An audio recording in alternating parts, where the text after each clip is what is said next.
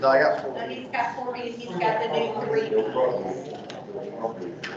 So he said. I think we're all set.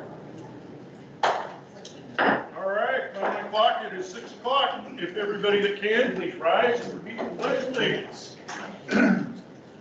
I pledge allegiance to the flag of the United States of America and to the republic for which it stands, one nation, under God, indivisible, with liberty and justice for all. Thank you. Welcome, everybody. June 10th, Board of Alderman meeting. If we could. Yes, Mayor. Okay, Alderman Smith. Present. Alderman Villier. Present. Alderman King. Present. Alderman Lancaster. Present. And Alderman Wilson is out ill, so she will not be here. Alderman Swatosh. Present. And Mayor Baird. Present. Thank you, Mayor. We have a quorum. Very good, very good. Item 2, agenda amendments and approval. Do we have any amendments to the agenda? I have 2 amendments. The invoices weren't included in the packet that went out, so would like to address those in discussion and vote.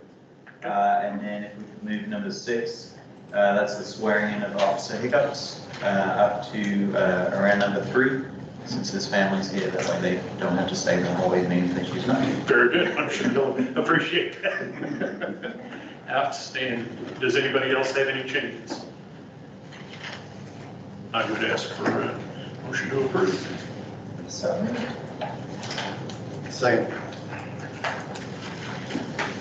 Okay. Alderman Smith. Yes. Alderman Villier. Yes. Alderman King. Yes. Alderman Lancaster. Yes. Alderman Swatosh. Yes. Thank you. Very good. New item number 3, swearing in of the new police officer, Anthony Wayne Hickox. Chief. I'm happy to perform the duty. I will need the oath. Right here. Look at that. Just happen to have it right there. We mentioned last Wednesday that we would have a very difficult time finding people to fill the open positions because of our limited offering for an opening salary. The very next day, boom, out of heaven it seemed like. Anthony contacted us, we interviewed, did the background, he passed everything, and we're glad to have you, sir. Thank you. Okay, so would you repeat after me? Raise your right hand, repeat after me. I, Anthony Wayne Hickox, I, Anthony Wayne Hickox, do solemnly swear do solemnly swear that I possess the qualifications that I possess the qualifications required for the position required for the position of police officer. of police officer. I will support, obey, and defend I will support, obey, and defend the Constitution of the United States the Constitution of the United States of America, of America, the Constitution and laws of the state of Missouri, the Constitution and laws of the state of Missouri, and the ordinances and the charter, let me start again, and the ordinances and charter of the city of Willard. and the ordinances and the charter of the city of Willard. I will faithfully discharge my duties I will faithfully discharge my duties as a police officer as a police officer of the city of Willard, Missouri, for the city of Willard, Missouri, to the best of my ability, to the best of my ability. so help me God. So help me God. On this 10th day of June 2024. On this 10th day of June, 2024. Congratulations.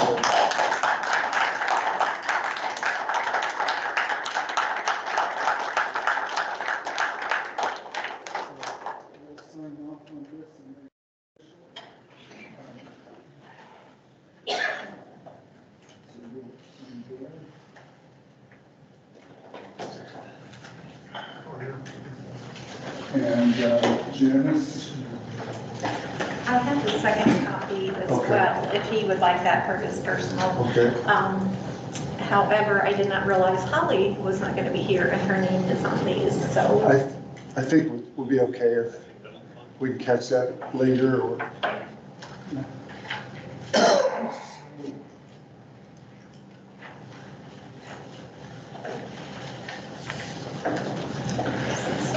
So we've got,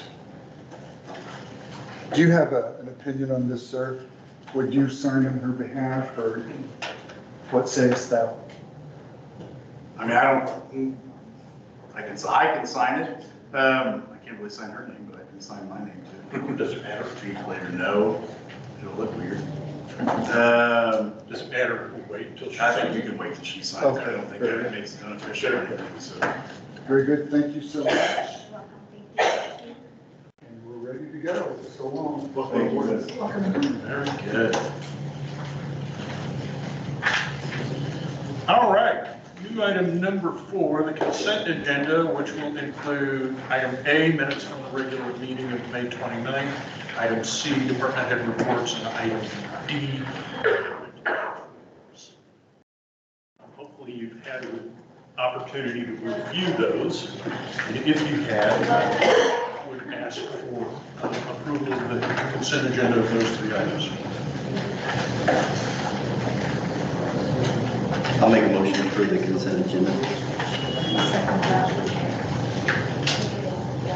Okay, we have a first and a second. Alderman Smith, Yes.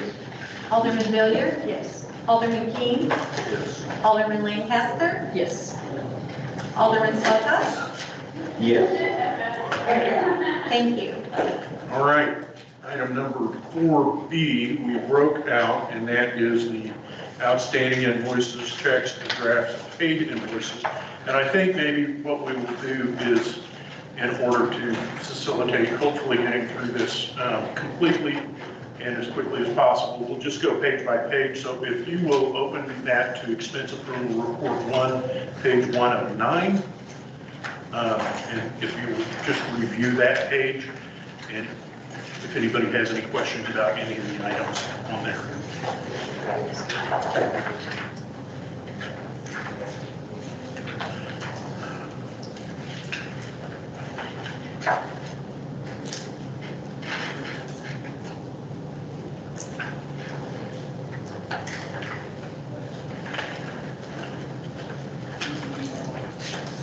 If there are no questions, we'll move to page 2 of 9.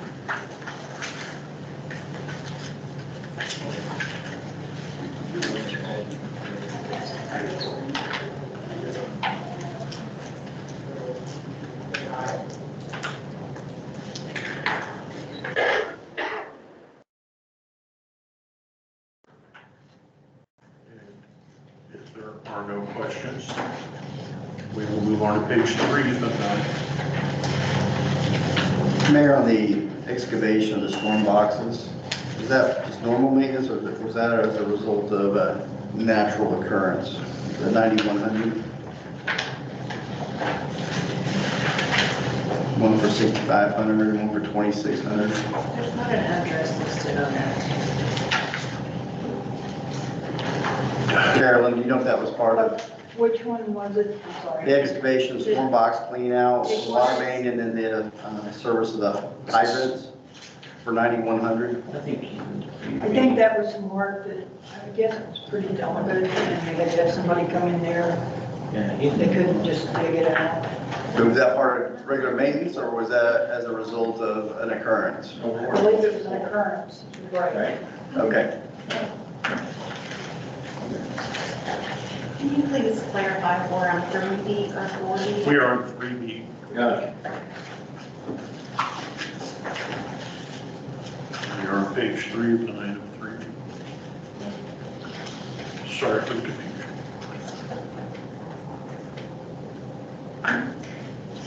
Are there any other questions on that page? Seeing none, we'll move to page 4 of 9.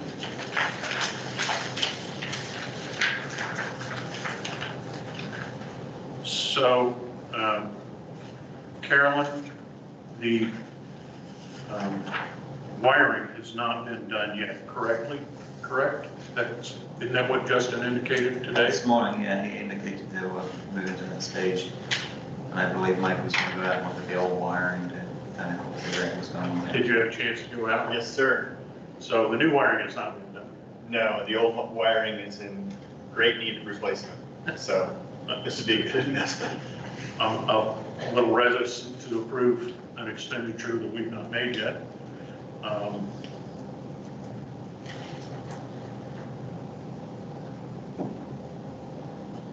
That does seem a bit unusual to Plus- pour it up front. Right, and we've had no bid on it that I'm aware of, or no bid opportunity for everybody else. So, Can we pull that out and maybe get some bids? I don't see why not. This is 36,000. Yes, The second item on page 4.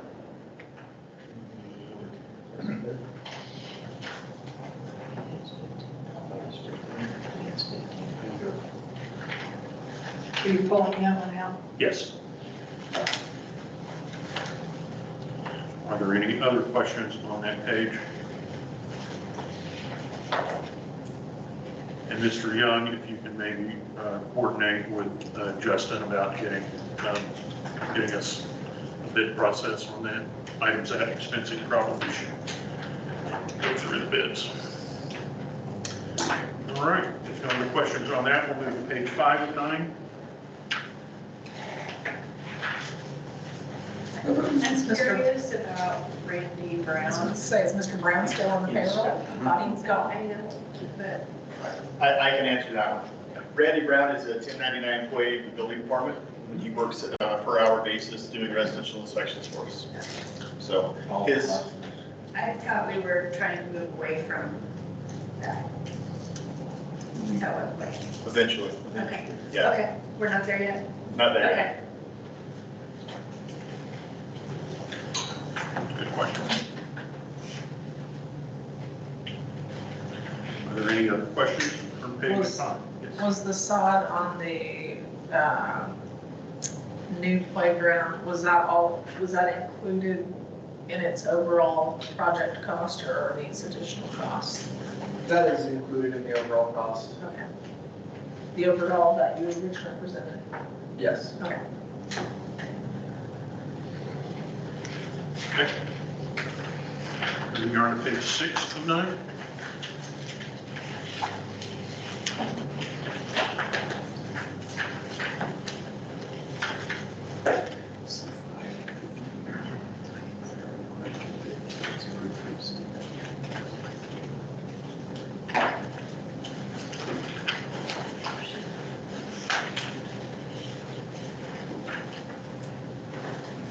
If no questions, we'll move to page 7.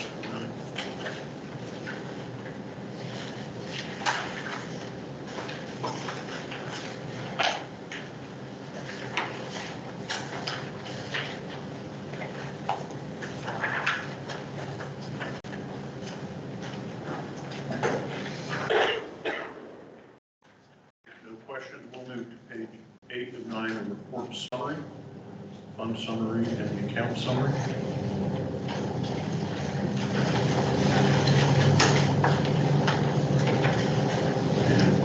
Obviously, the fund summary would have to be adjusted for water and sewer to remove the electrical. Is that right? Removing the electrical on the fund summary. It'd bring it down to approximately 53,000. Say it again. It'd bring it down to approximately 53,000. Right. Any questions on that? And none, page 9 of 9.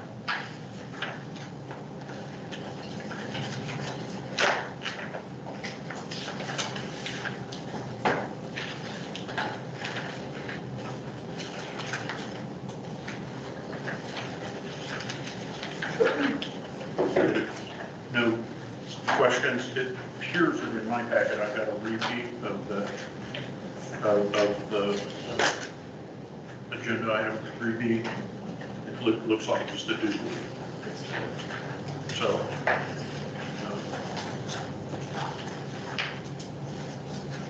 all right.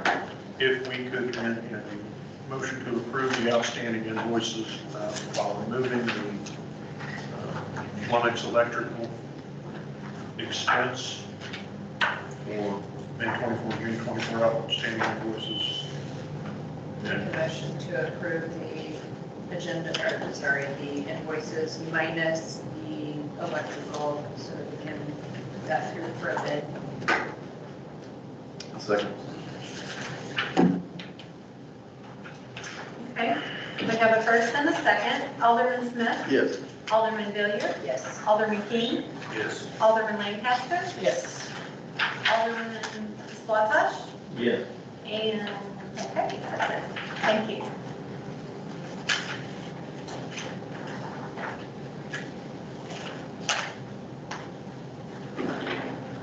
All right. Moving on to new item 5, which is the current outstanding invoices, draft and check payment invoices for May. And on your first page of that, it is listed as agenda item 4B, finance department. And we'll just go through it the same way. Item, or page 1 of that 9, 5. 5. Maybe on future reports, we can darken that page numbers just a little bit on those reports. So blind people like me. All right, page 1 of 5. Are there any questions?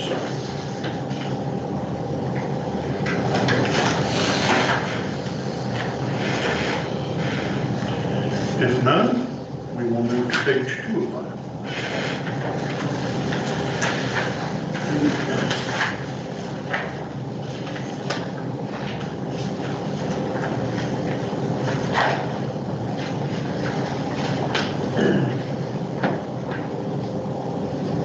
If no questions, we will move to page 3 of 5.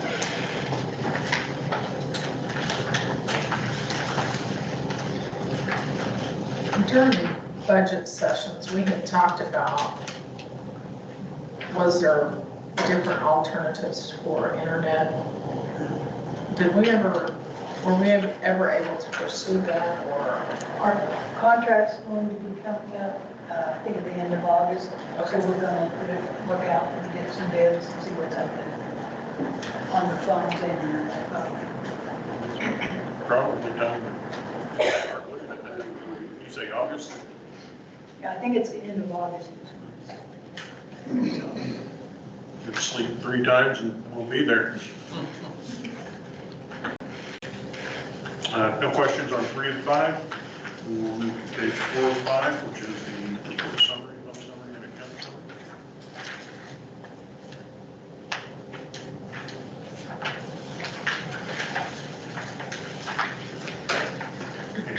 And if no questions, page 5 of 5. And if everybody's good, I could have a motion to approve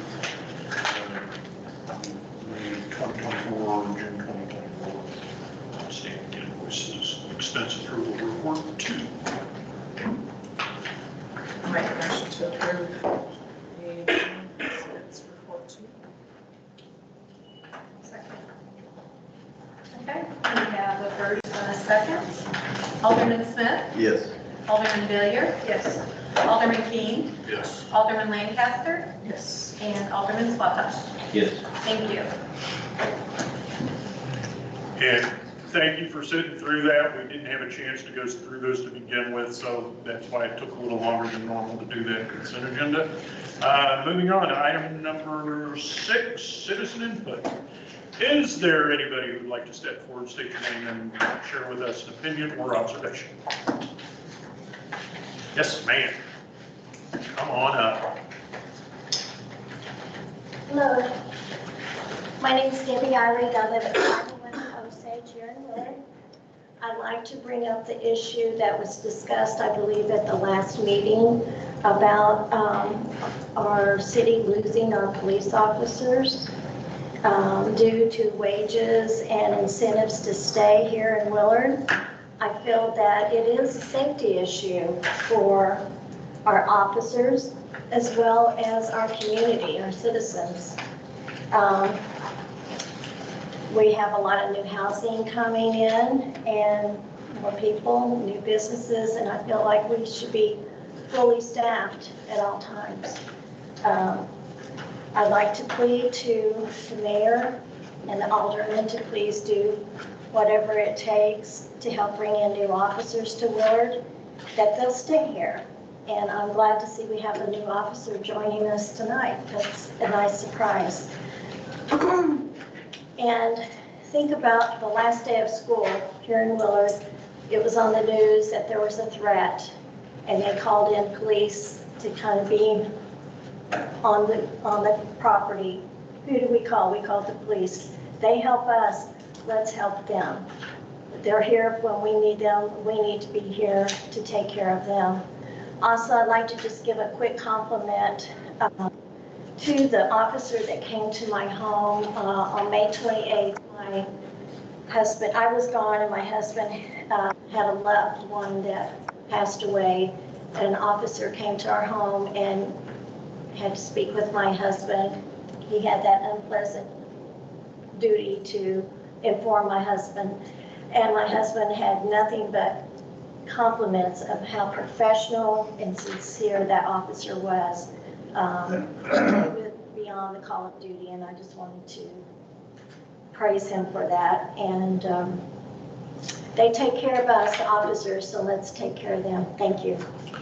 Thank you for stepping up. Thank you. Is there anybody else who'd like to step forward? Seeing none, we will close citizen input and move on to item number 7, adopt new organizational chart as amended for the 5/13/24 Board of Alderman meeting discussion and vote. Mr. Young. So this one, I understand the missing piece was there was a lack of a connection from Public Works to the city administrator. So that's been added in.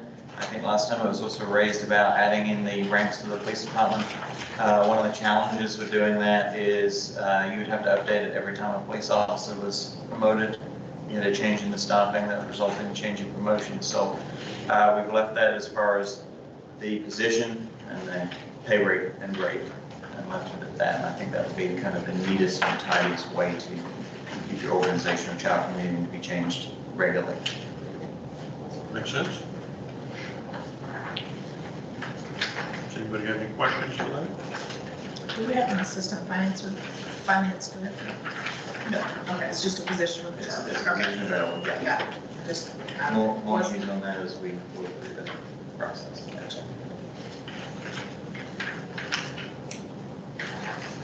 If no other questions, could we have a motion to adopt the new organizational chart as amended? I'll make a motion to adopt the new organizational chart as amended. Second. Okay, we have a first and a second. Alderman Smith, Yes. Alderman Villier, Yes. Alderman Keane, Yes. Alderman Lancaster, and Alderman Swatosh. Yeah. Thank you. Very good. Item number 8, appoint the city administrator Wes Young as the voting alternate to the Ozarks Transportation Organizational Board of Directors. Pretty straightforward. Yeah, just a formality. All right. If no questions, I'd take a motion to appoint Wes as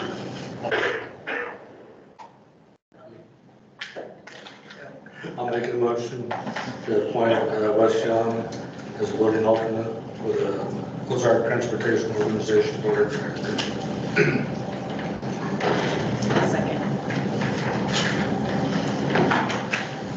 Okay, we have a first and a second. Alderman Smith, Yes. Alderman Villier, Yes. Alderman Keane, Alderman Lancaster, Yes. and Alderman Swatosh. Yes. Thank you. Very good. Item number 9, fireworks sales date discussion and vote. As I recall, at the last meeting, we had a gentleman who sells fireworks step forward and ask us to review and potentially change what we currently do. Who's walking us through this? He's here again, isn't he? I think the comment last week had been they get a a license that extends further than. Sell through the weekend. Yeah, the city's ordinance currently allows. So they would just like a couple of days extension to sell through that weekend. Does anybody know what Maximize that license. Springfield sells, like what their ordinance is to sell by chance? Because I know that they continue to sell beyond the 4th in Springfield. And I know you can't sell in Springfield proper, so it would probably be Greene County. I just wonder. I don't know. I was gonna say, I think all of the Springfield ones are outside of the official. They have to city. be outside of the city, I do know that. It says here, according to city code, they can sell from June 20th through July 10th. June 23, what? July 10th. July 4th, isn't it? No, this is for the city. This is for Greene County. Oh. Greene County. Greene County. What does ours say, Mike? It says to the 4th, Ours is the 4th. so. Same thing, June 20th to the 4th. Like midnight on the 4th? Or? That's what ours is. Correct. I would be curious as to why we set ours so restrictive compared to Greene County or the Springfield area. So I think probably what it is doing is tracking along when you allow fireworks to be set off, which ends at 12:30 on July 5th, morning. 12:30. So, Really? yep. So, And yet nobody abides by that. A lot of people don't abide by it. A lot, okay, and some do, that is true. if you extend selling, you will extend setting them off. So Well, we can and get correct me if in- I'm wrong, but if this being an ordinance, we would have to change the ordinance versus just giving verbal declarations. So Right. Absolutely. So really, the discussion here is whether we'd or have to not change the ordinance. you want to change the ordinance. Well, it is a codified code in the city, so. It's a what? It's codified, so I mean, you could change number 17, could you not? As part of the codified code and say, They still have to present another ordinance. With the new dates. So we don't have to present. Yeah, I mean, you have to amend an ordinance by an ordinance. but is section 210, 580 an ordinance? If it's in your code, I'm sure it's adopted by ordinance. So anything that changes it on have to be re-adopted by ordinance? To amend an ordinance, you gotta pass an ordinance. So really, the way I read this is you got to decide if you want to amend it, if you do, how, and then that can be implemented prior to, I mean, at the next meeting, and it's still well ahead of July 4th. But there's, I mean, you should also probably look at whether you want to amend when it can be set off. I would be curious, how many firework tickets or citations actually get issued? Chief, do you have any feel for that? It's a blessed few. Because I'm sure there's a lot of calls for it. there is, and, you know, in the past, the city's stance was that we would, you know, overlook it unless it was a danger to people of property thereabout. And so, yeah, it's been a problem because now I remember when there was no fireworks, no sales, no possession. It was practically a felony being loaded. And so, and it was much more peaceful and quiet. Now, you know, I've never been in the jungles of Vietnam, but it's kind of like that. It gets a little wild.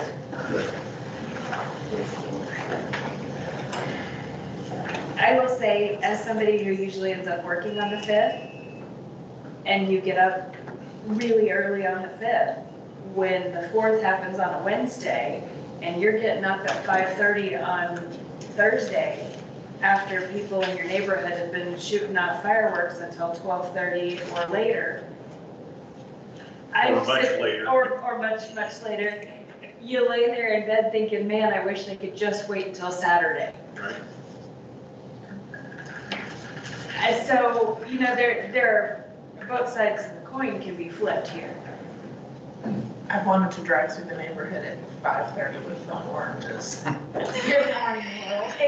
I'm not Just gonna so lie, I That's thought that's a too, nuisance. but at the same time, I will also tell you that my family and I love to shoot off fireworks.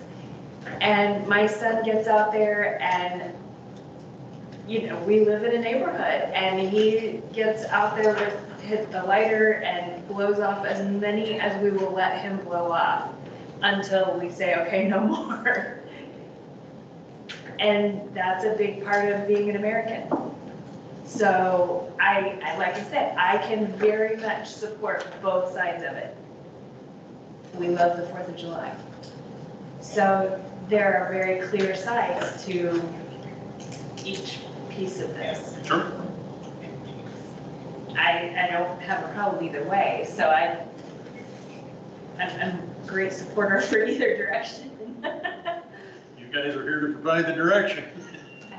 Way to take a stand, Casey. I mean, that's the thing. I like it either direction. I like being able to sleep on the 4th of July, but I also love being able to celebrate the 4th of July. So the 4th this year is on a It's Thursday, on a Thursday, and I think he was asking to sell through the weekend, yes.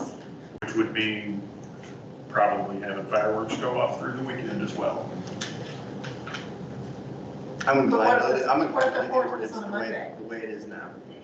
Because, you know, if we get into vacillating with the ordinances every year, depending on the date of a particular holiday, we're gonna be doing this That's true. a lot. That is true. So I think it's more than reasonable, the way it's written now, and the time frame they have now. So I'm inclined to just leave it the way it is. That's my position. That's why I was wondering about Springfield, like how they were set up. Yeah.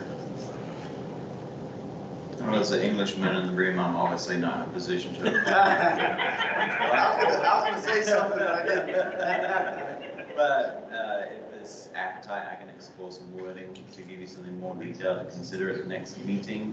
If there's appetite to at least think about it, otherwise, certainly leave it as is. I think you guys are pretty similar to a lot of places. Yeah. Where I came from, in Carthage, I think they allowed through the 5th, but, I mean, wasn't, nobody, I don't know, So anybody that went through the 10th. if you live in the county though, you could shoot them off any Anytime. time of the year, That is true. All year. all year long. That's right. So right across, basically, Directly right across across from the my street, house. could shoot off fireworks That's true. as long as they want, every day of the year if they Yes. want. Yep. So by saying that though, we don't really experience too much of a problem in that direction. So this is a request then by a vendor that wants to expand his sales time. To those who live directly across the road from me. And that being said, we live right off of Z Highway. So where I am, we're in the city. You cross Z Highway, you're in the county. It's not unreasonable. It's not an unreasonable request on that merit because they could go down to the fireworks store that's open all year long, buy fireworks, shoot them off across the street, and there's nothing you can do about it. So we're placing a penalty on a gentleman that sells fireworks in Willard. Well, there certainly is something, I mean, I want everyone to think that there's nothing that can be done about it, because if the people setting off fireworks were disturbing her peace, there would be something that can be done about it. If you can get someone to do something about it. One phone call to him, Not we'll if get it they're in taken the care of. county. Not if they're in the county. Yes, even if you're in the county. Well, If they're if disturbing they're your after peace, hours, yeah. you can request to sign a summons and sign a summons. Chief McLean, could you comment, if we extended the sales period for fireworks, what kind, for a few days, through the weekend, what kind of an impact do you think that would have on the police department? I think it'd be just like you guys said. It would be an equal extension of noise complaints and that type of thing. Maybe by then, we'll be fully staffed and better suited to deal with it. And, you know, like I said, in the past specifically, there was, you know, direction from the mayor that we would look lightly upon this violation, that we wouldn't pursue it however, you know, of our own volition. So, you know, it was complaint based. I just think it would extend for a few more days. I personally don't have any heartburn over it either direction. I like what Mr. Smith says. What we currently have on the books was quite liberal when we implemented it in the day. You know, so. And I'm not looking at it from a criminal peace disturbance standpoint. I'm looking at it from a commerce standpoint, that licenses were issued for that particular commerce, and now they, you know, the vendor wants an extension. And, you know, if that's something we proceed with in the future, if we get to a point where we are having more events, you know, in the cities, things like that, and we have vendors that are selling X, Y, and Z, have we now kind of set a precedence that whenever a vendor wants to sell X, you know, can they get it extended a little bit because you let so-and-so extend his a little bit, and then now I'm selling this over here, and you let those two extend it, but now you're telling me no? We go back to that whole discussion that we've had previously about not applying the rules universally. So it's not a peace disturbance issue for me, it's a matter of commercial licensing. And are we gonna give everybody extensions? And then what happens when we don't give somebody an extension when we gave them an extension?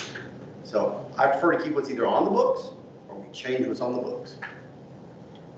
Does the Freedom Fest, is there an exclusion for the Freedom Fest, or does it violate this ordinance? There is. It's on there. It's included. I thought it was listed specifically.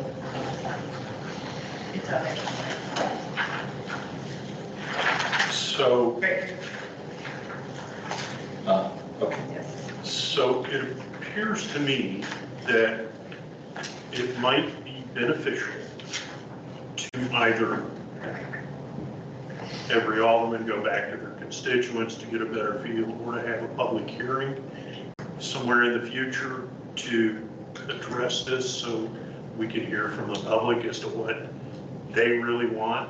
I do tend to weigh in on the side of certainly not changing for an individual, and if you're going to change it, codify it for now and forever. But this, because it does generate so many complaints, I think something, maybe a town hall meeting, something like that, or a public hearing at one of our future alderman meetings would be more appropriate, or just reach out to your more regular constituents and see what they say. It's just a thought.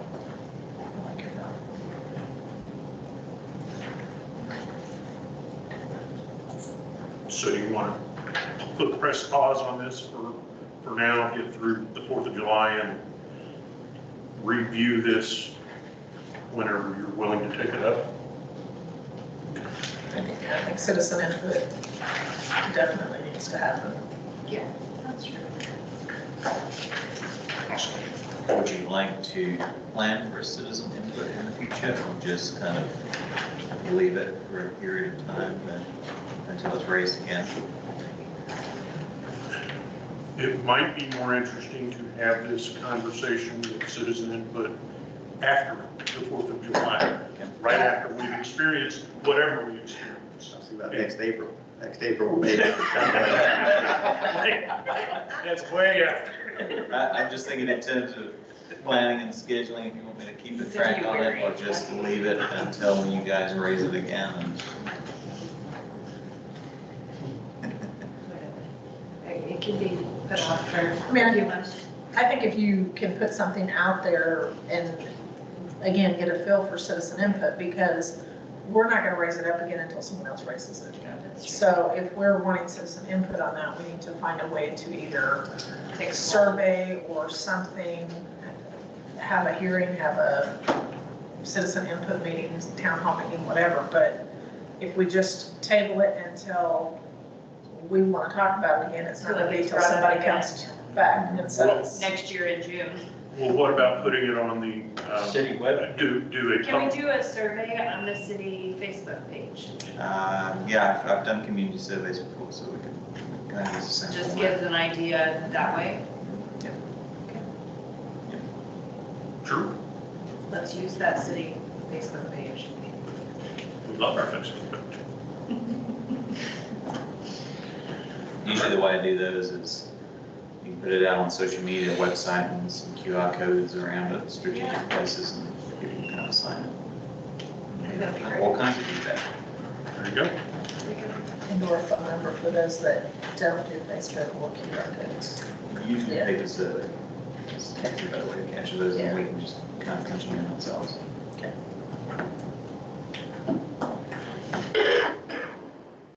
Good enough. All right. Item number 10, election costs. 5/13/2024 Board of Alderman meeting.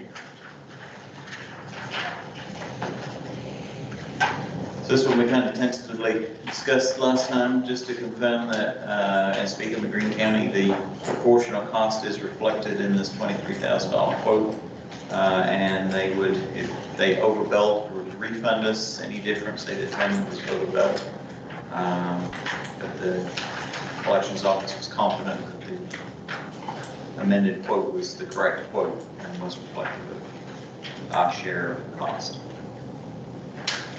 And I take it we need to approve this cost. Yes, we had to pay that before the June 18th election, so this was kind of our last hurrah to get it done. All right. And I guess you better vote to approve the page. I guess you better. Sam's gonna run around. I was gonna say, what's the alternative? If we don't pay for it, then does that mean we don't have an election? I think they will probably still bill us anyway, I suspect. I mean, then we'll be on the bad list. Let's not do that. No, I barely paid for I that. think it's just kind of one of those cost of doing business, unfortunately. That would be pretty. Yeah, I mean, having worked the polls, I kind of question a few things on here that maybe would duplicate, such as the DS 200. Would that not be machine rental? And that's what I wondered what that was. I can tell you, having worked the poll, I don't know how many they're gonna have working the poll, but 20 people maybe working the poll? I don't know. I mean, it just seems, Again, I'll call Shane and talk to him about it. if they, I mean, Yeah, if we're this just is stuck a with it. higher estimate than what they come up with, they're Yeah, gonna no, I refund get us. it, I get it. We're stuck. I'm with you, I hate overpaying, but we will get the money back if you do. Yeah. Yeah. If we don't pay for it, can we flip the coin? No, Nope. we've already decided, I mean, they've already said that's not gonna work. Both parties have to agree. They have Both to parties do not agree to agree. flip the coin, otherwise you have to have a special election. So really, there is an obligation for the city to approve the expense. So we just. I'll make a motion to approve the election cost expense. Second it. Okay, we have a first and a second. Alderman Smith, Yes. Alderman Villiers. Yes. Alderman King, Yes. Alderman Lancaster, Yes. and Alderman Slaughter. No. Thank you. Very good. Item number 11, final plat for ATM Square, Mr. Rush. This seems like it's back and forth. Bad penny, just keeps turning up. I think we're all familiar with the 18 commercial project that we have going down by 160 here on Proctor Road. It was sent back to the Planning Commission for addressing the sidewalk south on Melville. The developer has submitted in your packet a letter stating that upon approval of the final plat from the Board of Aldermen, he will have 600 feet of sidewalk starting from the west end, moving east, installed within 90 days. I believe that was the stipulation by the Board of Aldermen to the Planning Commission. He has agreed to those terms in writing. And That's it. What is the estimated cost for the city of Willard? I was just gonna throw that, we've got Justin looking at getting quotes for the oppies. Yeah. Do you have any idea? Not currently, but I can bring an update, to the next board meeting on approximate cost for the city.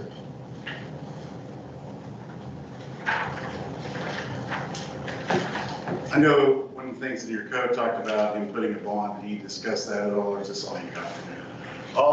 He was aware of, the improvement bond, as we talked about this before. I believe he's just gonna install the sidewalk and move on. So that was his intention when I talked to him, and that's what the letter states, so. Do we have any legal verification that this letter would get our 600 feet of sidewalk if we approve the final plat tonight? Does this letter guarantee that he will perform the work as stated?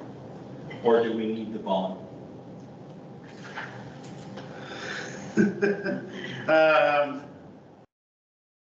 I mean, it is an agreement from him to, I mean, he's putting forth that he'll do that if you approve the bond. I mean, there's an offer there that he's gonna do that if you approve his plat. It's a bond, not plat. So I mean, I think you have recourse to go after him. It's not the greatest thing in the world. I mean, certainly the performance bond would have been better, but I also know you guys are wanting to get that project moving down the road. Didn't we leave the last meeting with the request for the bond, or? So with that, Scott, the planning commission did have a stipulation on a warranty bond for the subdivision of 10% of total cost, and he has provided a warranty bond for the subdivision. For the whole project? Yeah, not including these sidewalks, but for everything else, we do have a bond currently for 24 months. So, I mean, it is an offer from him. It says, I'll do this if you approve it. You approve it, that should be binding on him. It's not the greatest thing in the world, but it's certainly gives you recourse to go after him. Where if you just approved it last week, we really didn't have that because it wasn't complete. You're in a better position you were 2 weeks ago, but it's not. Well, and he's agreed to meet what we asked for, and that was 600 feet of sidewalk. And how it goes about is, I'd rather have it built down and bonded for. Time out just a second. I know we left our last meeting with the request to find out the cost for the sidewalk and get Mr. Kelly to post the bond. Neither has been completed as of tonight.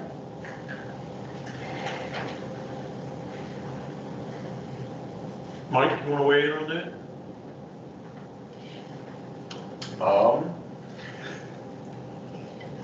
My understanding, my recollection from the last meeting was that we wanted him to provide 600 feet of sidewalk. We did not stipulate he do a sidewalk bond. Planning and zoning approved this based on this letter. we talked about the option for bonding because that is in our code, but he does not have to bond for anything. If he wanted to go in and install this right now, he has every right to do that. So to require him to bond for that, I mean, we talked about it, but I don't remember it being specified that he must bond. So but technically now, according to what we've approved with the plat so far, he's on the hook for the whole sidewalk. Not according to the stipulations of the board that was voted back to planning commission. The board voted for 600 feet. That was it. So we're. And referred to back to planning commission. The westernmost 600 feet is what was requested last, 2 weeks ago. Correct. Are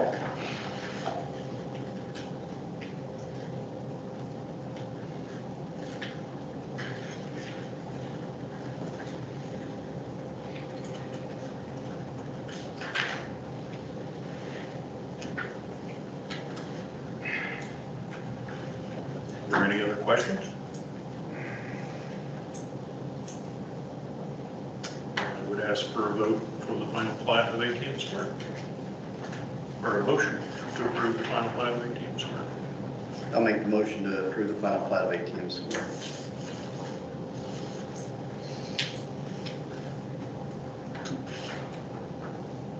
I'll second. Okay, we we have a first and a second. Alderman Smith, Yes. Alderman Hilliard, Yes. Alderman King, Yes. Alderman Lancaster. I abstain. I still think he should have been able to provide documentation where he said that he paid the city's money that he didn't have. And Alderman Slaughter. No. Very good. Thanks so much. Item number 12, ordinance adding an inflow and infiltration section of the municipal code, second read, Mr. Russo.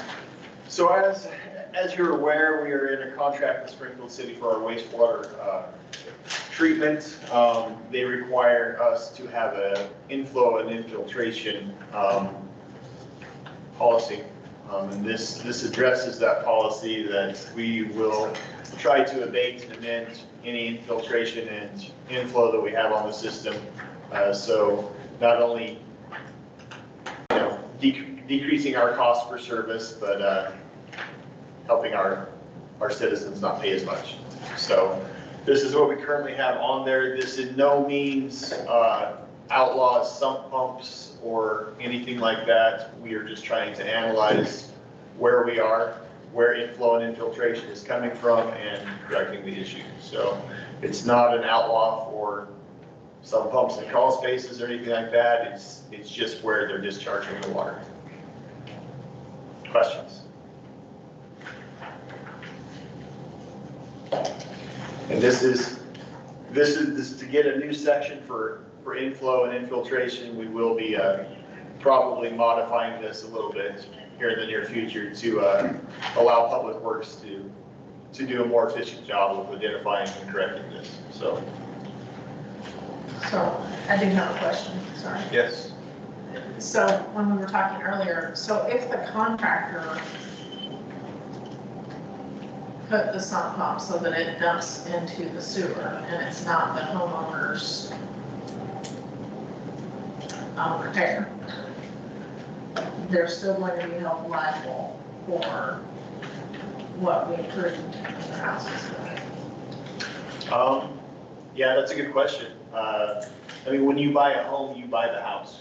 You buy the house with everything. Any problem that is there, any violation that is there, you purchase the home. So to say, hey, this is the plumber's problem, you purchase the home under contract, it is your home, you assume liability.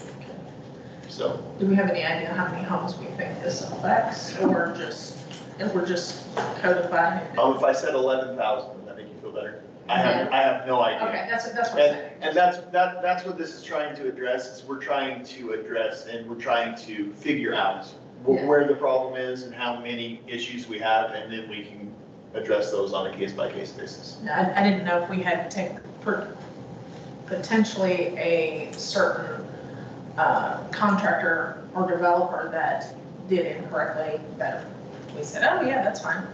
So I just was curious if we knew where the problem was, but at this point we don't. So no, this is strictly for evaluation, and like I said, this is to get it on the books and everything like that, and we'll fine tune it to help it be more of a tool for our public works department. I think it's important to know it's just one step to addressing the inflow and infiltration system. And you start removing little pieces now, you can start to identify where there might be some bigger areas to address down the road.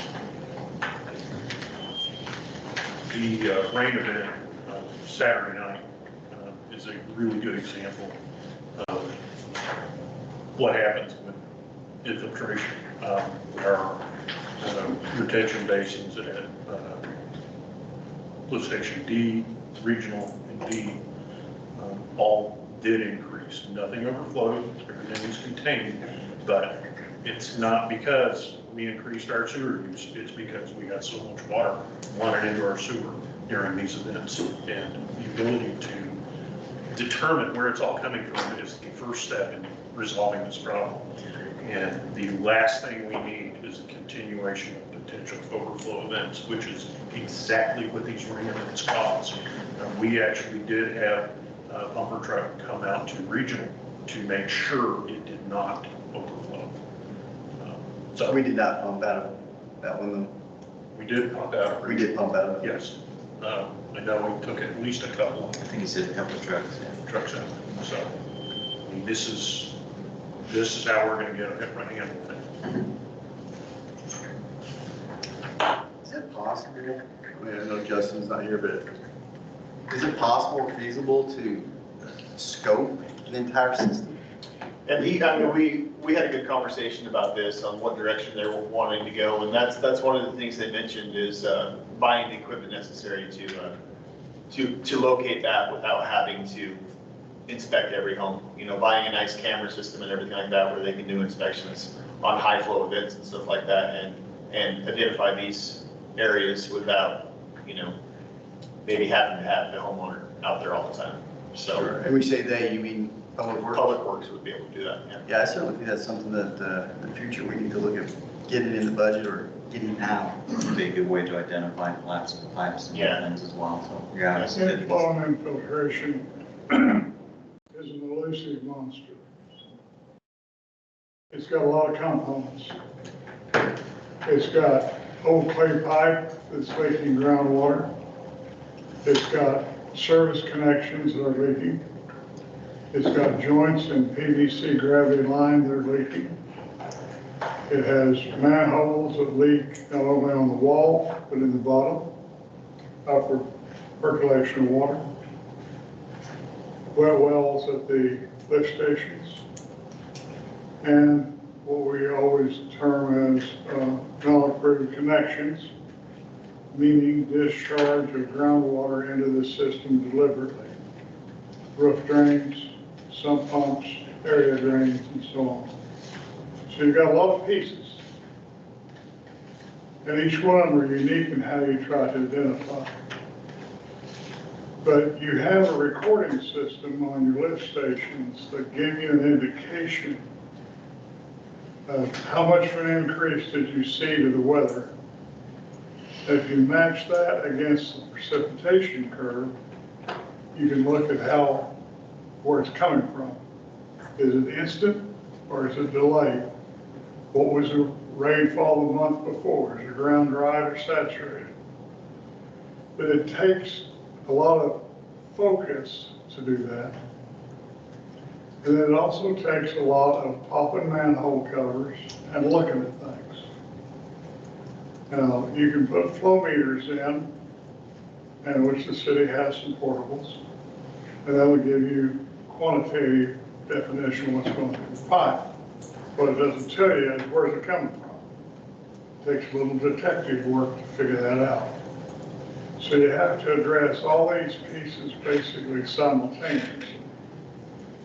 Now, there's been a lot of camera work performed in the city, so you've got an idea of record of some of your defects in your gravity mains. Other times you just have to go to the right time to a manhole when the effluent is low, but see if there's anything coming up through the floor. If there is, see it. So it's a methodical, every time there's a rainfall event, you've got to try to add more and more knowledge as to where the sources of this stuff is coming from. The cost to you is not only the cost to treat the effluent the city of Springfield, but it's also the capital cost to build the lift stations, the pumping capacity, and the overflow basins to handle this stuff. And if you can eliminate it, you eliminate operating costs and you eliminate capital costs. So it has potential. Some of it will pay back quickly. Some of it can be easy to address. Some others can be quite costly. You have to look at where you think your worst area is, identify the sources, and try to knock that ion down the best you can.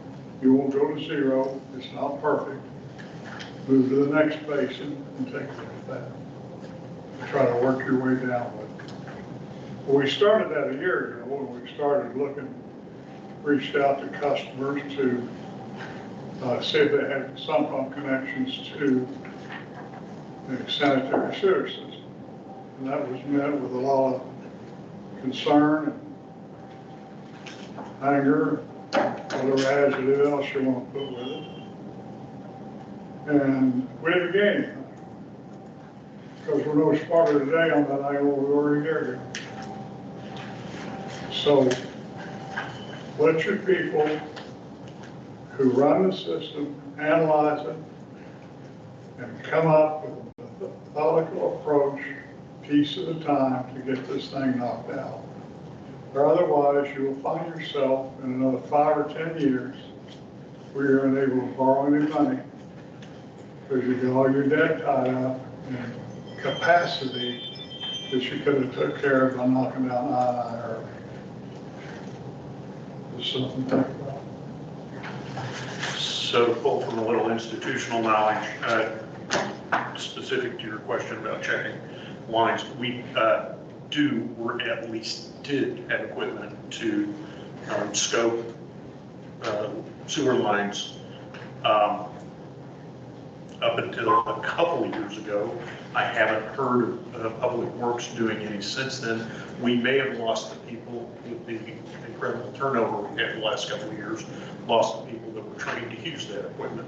But up until that point, Public Works had done quite a bit of scoping and would repair as they found. The issue was, and they have also done smoke testing, they have yet to find where the major sources of infiltration are in these heavy rain events.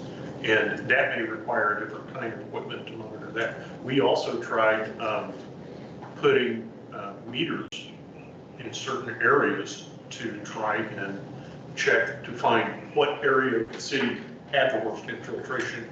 You do that for maybe a 30-day period of time and actually hope for a big rain event. And unfortunately, the time that we did it, even though it was in the spring a couple of years ago, we did not get the rain event we needed to determine that. That could also be looked at trying again, but. This was a project to help wrap up in my former home. It was an expensive project, but the engineers that assisted with it were very good. They found every issue, every point, and were able to really encase everything that wasn't completely collapsed with minimum, inconvenience to the city. Could always reach out to them and see if they may have the ability to come out and make an assessment and help us figure out where our pinch points are and maybe map out a plan. What I'd like to see is this. I'd like to get with those people, Steve, Justin, whoever, and create a timeline of when it could be reasonably expected that we could have the results, because obviously we have to wait for the rain events, and obviously that would be spring, whatnot. But I would like to see a formalized plan that, you know, if you're going to divide the infrastructure up into sectors, when is sector A done? When is sector B going to be done? C and D, and when the whole thing is going to be completed. And I would like an update for the board at every point, so that we can go back to the people and tell them, okay, your neighborhood's been done. Your neighborhood looks good. We're moving on to sector B and sector C. That way we have a formal plan and a strategy to deal with this that we can all look to, and then we can all report to our constituents about, instead of sitting here a year later or 2 years later talking about the same thing. I will say these engineers are very good, and they did have a phased plan. Good, perfect, let's do it. So I'll reach out and see if they cover this area, and so Worth a conversation, for sure. can make it right out. Absolutely. They were great folks to work with, so Perfect. okay. Customary for Public Works Department to answer an email with photographs of water pouring into the sanitary sewer system. I'm sorry, say that again? Is it customary for the Public Works Department to answer emails of photographs of water pouring into the sanitary sewer system? I don't know the answer to that. That would be a question for our Public Works Director. Can you give us some background on that, Scott? What was the email I from? took photographs and I sent them to the Public Works Director 2 weeks ago, water pouring into the sanitary sewer system. Where at? In 2 locations, in the commons on our HOA. I watch it every week. There's floods in the HOA. It's up over the manhole covers. One manhole cover has a hole in it the size of my leg. Water pours in that thing. Thousands upon thousands of gallons of water. I never got a response. Are you able to send that to me? Can you forward that to I will. us? Yeah. That's the kind of stuff we're looking for. That is exactly the kind of stuff we're looking for.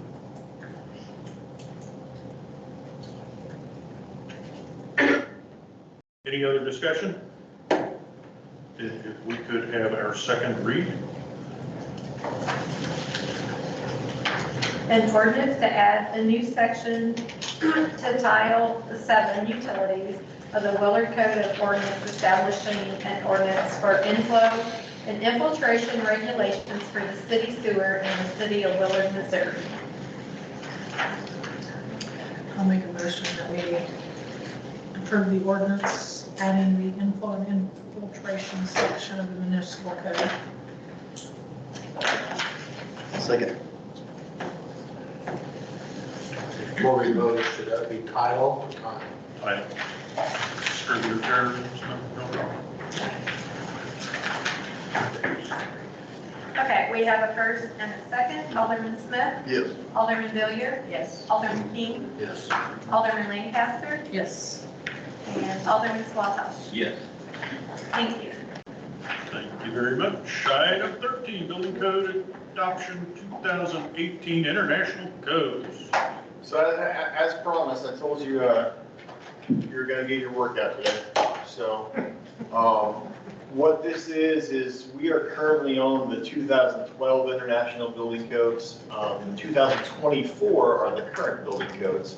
The 2018 are a very solid, safe, alternative right now.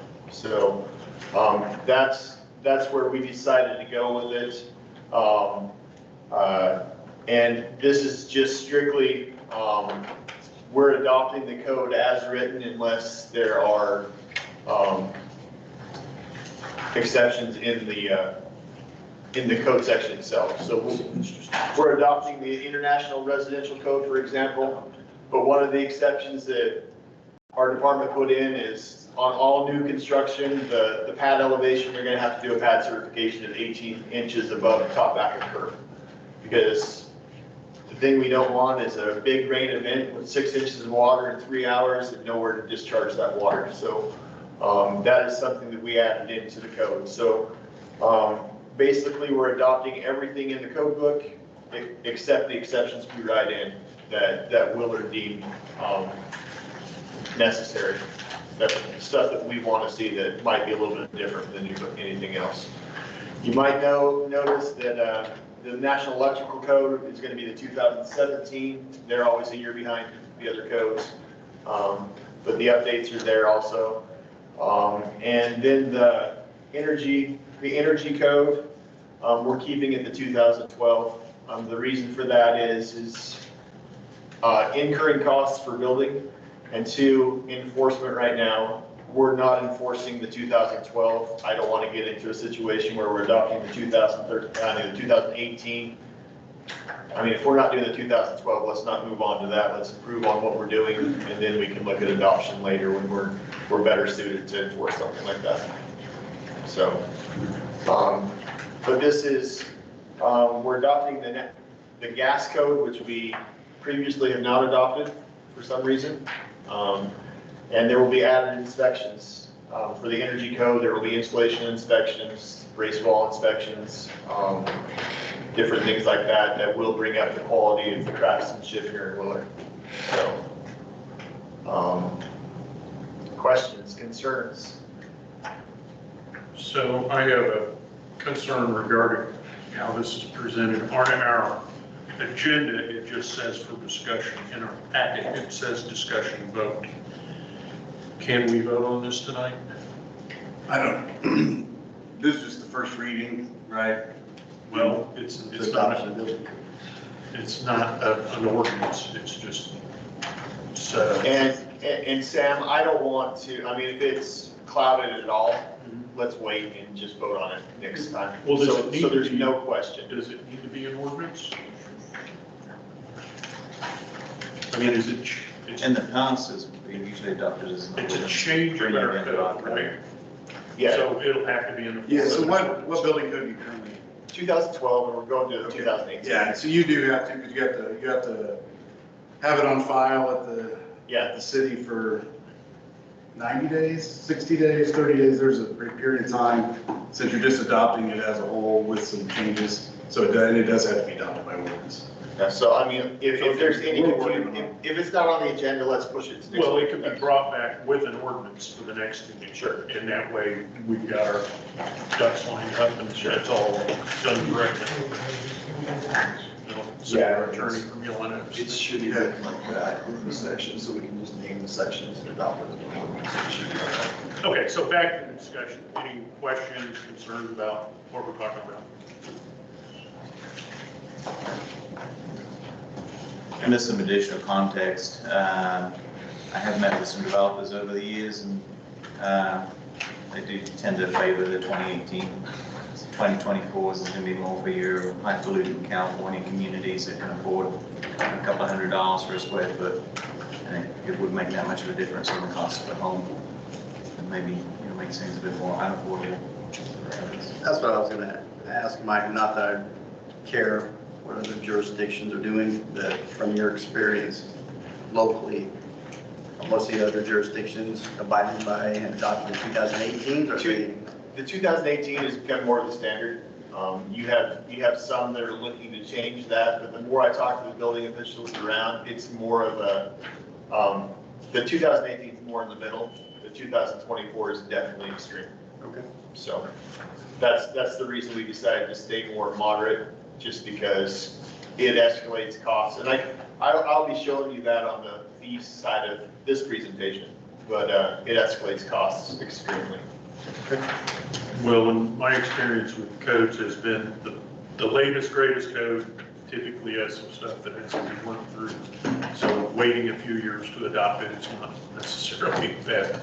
I think the 24 even requires like sprinkler systems in residential homes and Oh, I mean, fire suppression High systems. quality installation. I had the fire chief laughing at me, so that, I mean, he said, go ahead and try it, Mike, go ahead and try it. But, yeah. He says, this is Missouri, not Utah, you don't get away with stuff like that. So it sounds like we're ready for this to be brought back as an ordinance at the next meeting. Perfect. Yeah, we'll definitely have it done. Excellent. Excellent. All right. If there are no other questions on that, we will move to item number 14, fee changes. Define all fee changes. Mr. Roosh. So as you adopt new codes, you adopt new fees. And those are constantly changing, and if you can pull up the page tonight. I regretfully did not put page numbers on it, but it looks like this. And it should be in your fee packet. And this is just a cost comparison of what our current residential fees was for a 2,000 square foot home. It came out to be about $2,920 for the building permit and the right to start building your home. With the adoption of the codes, we have to change the way we do our fees because that changed also. Now, you're going away from a gross area modifier to a permit fee modifier. And basically what that is that to get your permit fee modifier, that's basically your building budget, how much the building department wants to recoup versus the value of the homes built in 2023. So that gives you a nice decimal number of, 0.0001016. And what you're doing is you're just timesing your square footage with that decimal number. And I don't mean to confuse anybody, but basically you're timesing that by the cost per square foot on the table you adopted. And that gives you your building fee. The problem with it is, like I said, from 2012 to 2024, costs have escalated crazy. So our current building permit right now is about $3,000 for a 2,000 square foot home. Just my building fees, just the building fees, nothing else. Just the building fee itself. That's not sewer, that's not electrical, plumbing, that's just the building fee. With the current code we adopted would be $4,000. Just the building fee. And if you look on the section without any modification, the total fee would be $9,500 for a building permit. So obviously we didn't feel like that was a good route to go. We needed to adopt the codes, so we modified the table on how we do things, bringing it more in line. So we did the permit fee modifier divided by 20. Okay, and that brings it down closer to where we are. I mean, our building permit fee was about $190, the old one. The new one is about $210 for the building permit fee. And we went through and we changed some things. It used to be, we'd take 35% of that and do the electrical, plumbing, gas, and everything like that for different fees like that. We've modified that down to 15%, 25%, depending on what it is. And then we knew we were gonna be doing capacity fees, and that's gonna be in the next section, so I won't go over too much of that right now. But in a nutshell, and we're not voting on this, I wanted you guys to have plenty of time to go over this and make questions and list them and everything like that. But basically, by adopting the new codes, we're about $240 more than we were by not adopting them. The thing is by adopting the codes, we added a couple fees that I think are gonna be really beneficial. We went from a $250 parks fee per residence to a $400 parks fee. So every residence that comes in, $400 of this fee will go directly to parks. In addition, we added a $350 police facility fee. Because every house that goes in, the police's service expands, but I mean, where else are they gonna get money for that? So we've added that to the building fee. So every home that goes in, the police department will get $350 to help with their service. And as Willard expands, you know, it's a one-time fee, but I mean, it should be able to help out there. And also, a couple of the fees that changed. I mean, we put a plan review fee in, just trying to account for the time for the building department, everybody to go over the plans, you know, send them back, correct them, everything like that. But like I said, all in all, I mean, it could have been, instead of $9,500, we're sitting at, let me see, about 32. And that's an increase from, did you say 22 or 2? That's about a $240 increase from what we currently spend. So, I mean,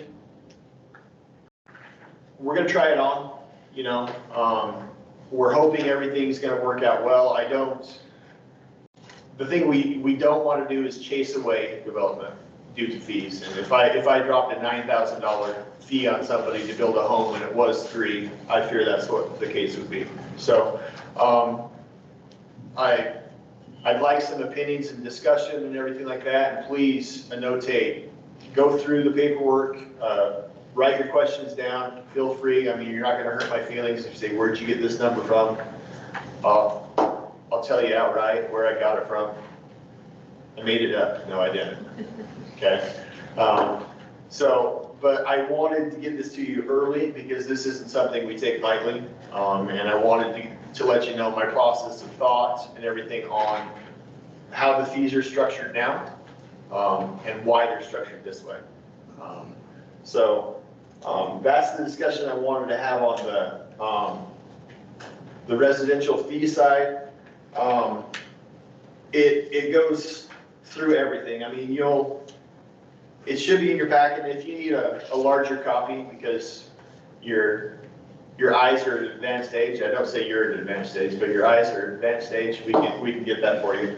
But it affects everything. And when you go through the spreadsheet, I've annotated why the fees changed, you know, whether we're doing a site or structural review, multiple inspections, different things like that. We've added inspections there. For a long time, there hasn't been a gas inspection on a home, you know? So now there's a gas inspection because that's kind of important if your gas is installed correctly. So just different things like that, but feel free to mull it over at your own convenience. And if you have any questions, immediate questions, I'm available for questions. If not, I look forward to going over this next week. Next meeting. So. I have a question for you right now, and I know we've talked about it a little bit. Yeah. As we increase development on the residential side, get more houses coming in, I know right now we've talked about the need for the ability to do inspections every day whereas right now we're only twice a week are we making it available to do inspection. Now, obviously, with more building, we've got more fees coming in to help offset costs, but does this cover enough costs for a full-time inspector? Mayor, I mean, we'll go over the budget later, but, I think yes. I think yes, like I said, we'll have to look at the numbers and what's coming in and everything like that. I mean, you will have additional savings because we won't have contract inspection and everything like that, if that's the route we decide to go. But we were holding off to see what our workload is like. The last thing we want to do is hire a full-time employee and have him sitting in office filing paperwork, you know? So we're kind of holding off until you kind of see the writing on the wall a little bit stronger, so. And that might answer your question about checks and stuff. Yeah, we're just monitoring inspections. Convenience, I will bring this up. For the convenience of the contractor, we're not holding contractors to 2 a day. You know, if a contractor calls in and he needs an inspection, I'm certified, I go out and we do an inspection. So, on a convenience side, the contractors know if they, you know, if it's a Wednesday and they need an inspection, give us a call and we'll handle the inspection. It's not because we're not qualified. I mean, we all have stuff to do, but we're not going to slow a contractor down just because it's not Tuesday. So, we want to make that abundantly clear also.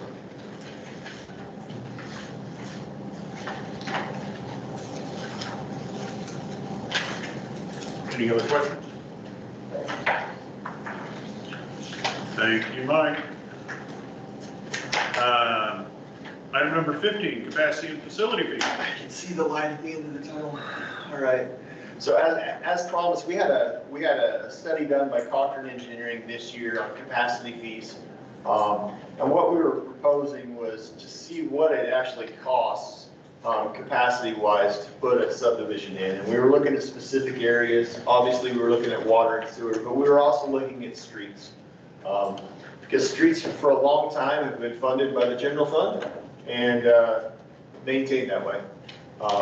So we went through and we did a study with Cochrane, and they came back and they said for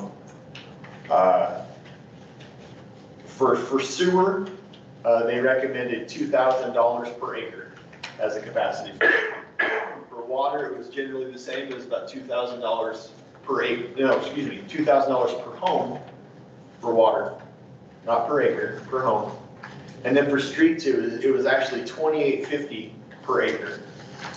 Street impact that new development have directly impacts on our water system.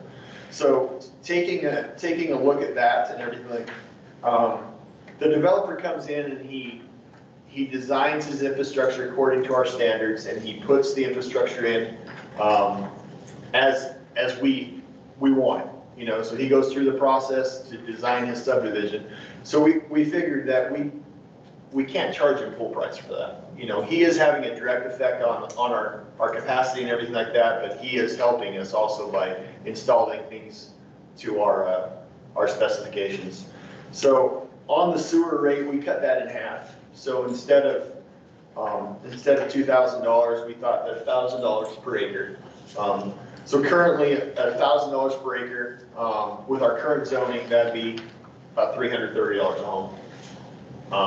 If they kept the current zoning. If they decided to go to the mixed use zoning, that'd be like $150. Excuse me, so with our proposed mixed use ordinance, that would be like $160 for a sewer capacity fee.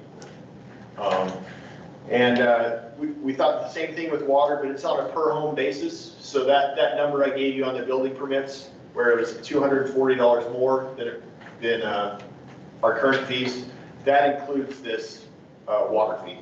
So we incorporated the capacity fee into the building permits because it was a per home fee, and it made sense to put it on a per home basis, where they're pulling a per home building permit. That's where we decided to put that fee. So every house being built, instead of $2,000, we allowed for $800 for a capacity fee there. And it's already incorporated into the numbers, so there's no $800 increase. It's just the $240 that we talked about before.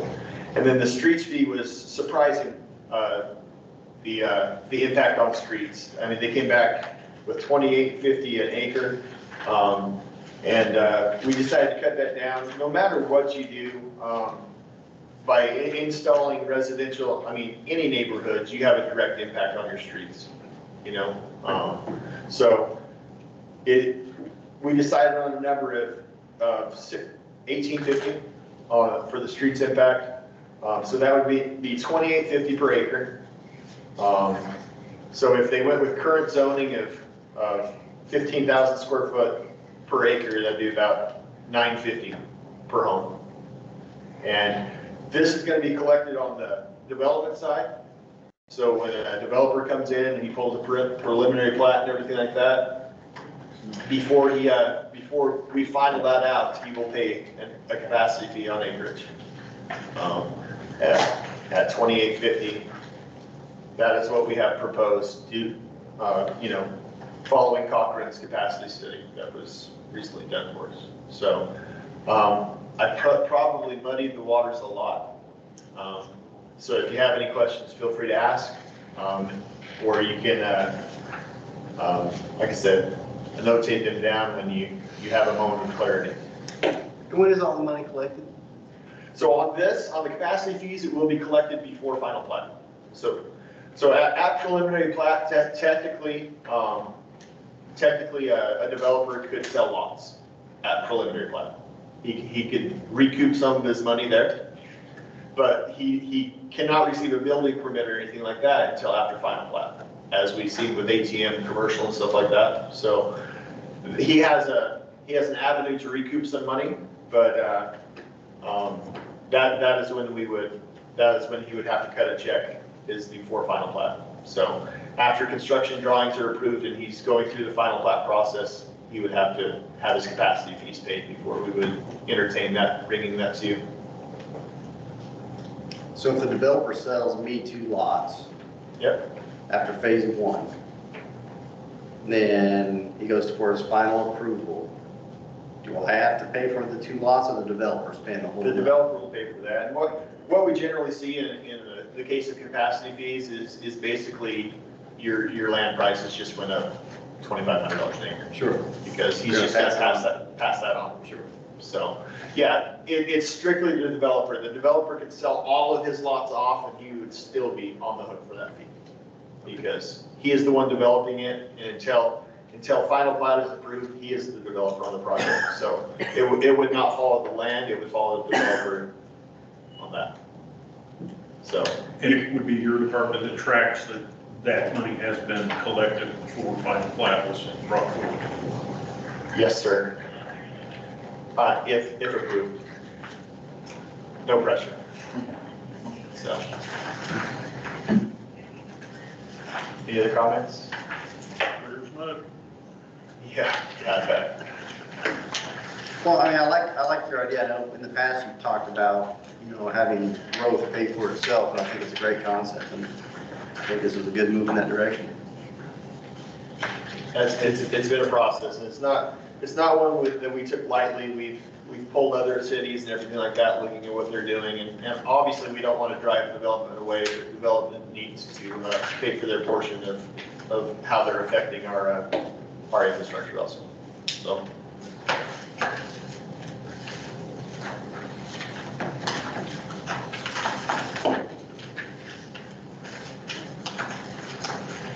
Any other comments, questions?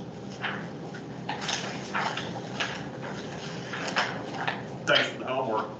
Yeah, you're welcome. I'll check up on you next week. All right. Item number 16, lease retention via shift differential and pay schedule. Chief McLean. I rather thought You want me to take it? Yes, sir. Oh, all right. So I put a memo in the agenda packet, kind of meat and potatoes for you guys. But ultimately what it comes down to, I think the chief felt some comfort with considering 5% plus the shift differential. Right. It comes out to approximately 30,000. He has a 12th police position budgeted, but not filled. So we're proposing that if the board is okay with the concept of 5% netting a shift differential, we would freeze that 12th position. For till the end of the year? To the end of the year. And then Carolyn is working on making sure the budget for next year will incorporate the ongoing cost. Right. For an entire year, for the shift differential, it worked out to about 83.20 based on 2 officers for second shift, 2 officers for third shift. Slightly different differential depending on whether it's second or third. And then it's approximately 22,000 for the 5%. And moving them up to 5%, I was able to kind of tweak and adjust to get everybody on the pay scale and the grid where they would kind of float around a little bit as well. So it allowed us to achieve a couple of goals with making some tidies and helping our police department a little bit. We're all about that. Do you have anything you want to add, Chief? Kind of cover the meat and potatoes? No, sir, I respect and appreciate the work that you've done in this, and would consider this a significant step in the right direction and motivation for us to just hunker down and do what we got to do to get the law enforcement sales tax passed so that we would have the funding adequate to accomplish the full meal deal. And as a note on the other 2 items we discussed last week, those I sent to Holly for review, so they're not agended yet, but we will raise the take on them and enter ballot question in a future meeting. Okay.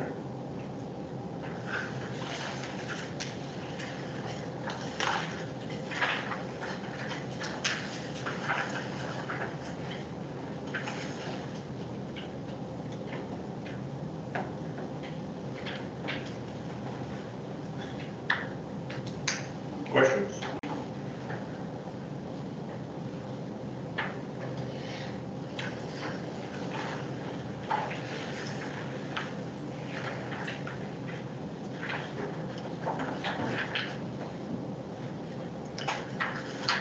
I'll make a motion to approve the shift differential and pay schedule that has been submitted by the city administrator.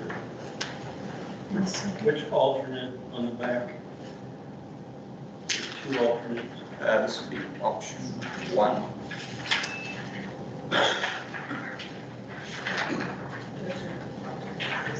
It's the recommendation on the front staff.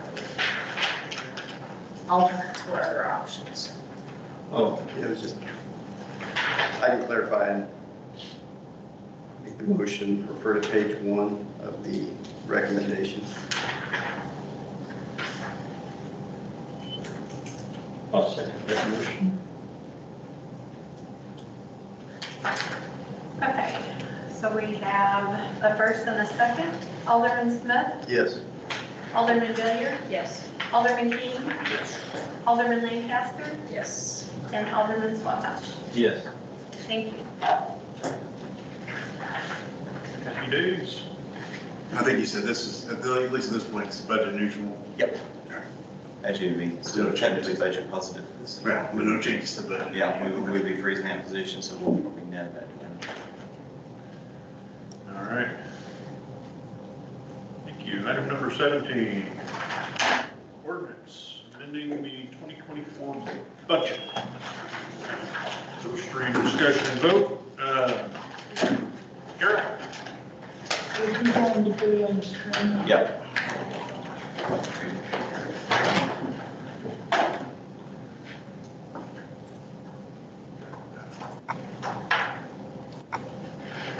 I'll go ahead and get started while he's putting that together. You go to your first page on the budget. I tried to break it down.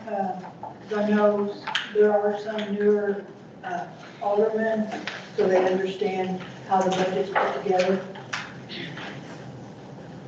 This year, we've run into higher costs probably than we ever have in past years. And so when we originally did the budget, we were not expecting quite this high of cost on things. So unfortunately, we've had to raise the budget accordingly. During the year, we run into unforeseen breakdowns, repairs, changes in rising costs, and the budget reflects this cost that it takes to run the city. If you look at the right part side, the parts of the budget, within the budget, there's 3 funds. Each fund is broken down in general fund, water and sewer, and the parks. And each one has broken down into departments. So we're going to start with the first department, the general fund. On the general fund, revenue, we increased it 54,000, and that goes back to building permits, have increased tremendously. We assume that we will have this amount by the end of the year. It has increased permits purchased through the year 50%. Transfers, there's been a change in transfers of increased $99,000. It's a result of rising capital improvements, transfers to parks, services and supplies, expenses and staff costs. Part of that, What capital improvements were under budgeted?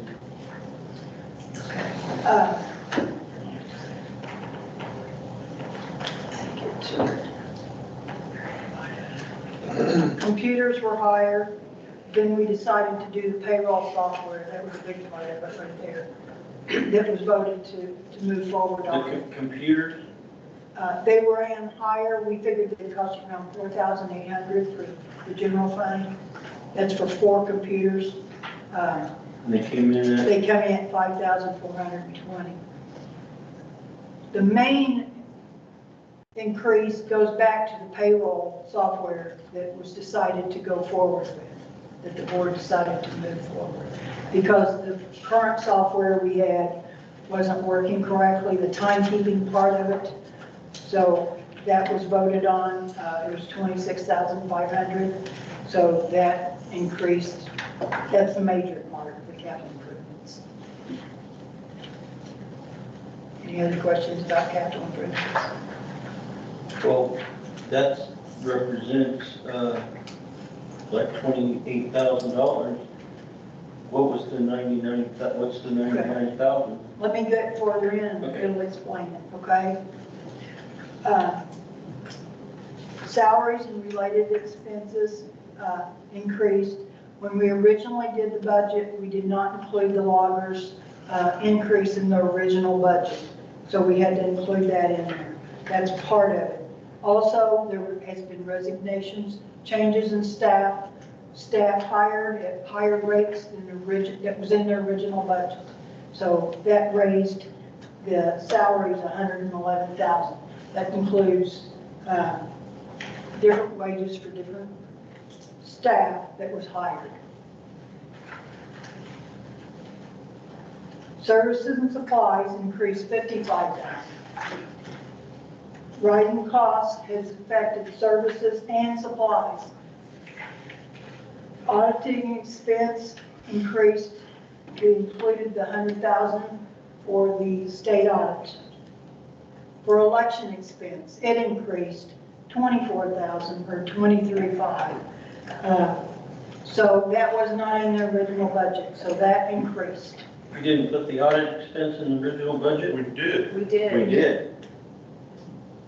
That was in our original budget. I thought loggers was too. As I was thought it loggers. was, You're yes. exactly correct. The loggers. So the expense of the $24,000 for the election, and then professional fees increased. So we went over the capital improvements.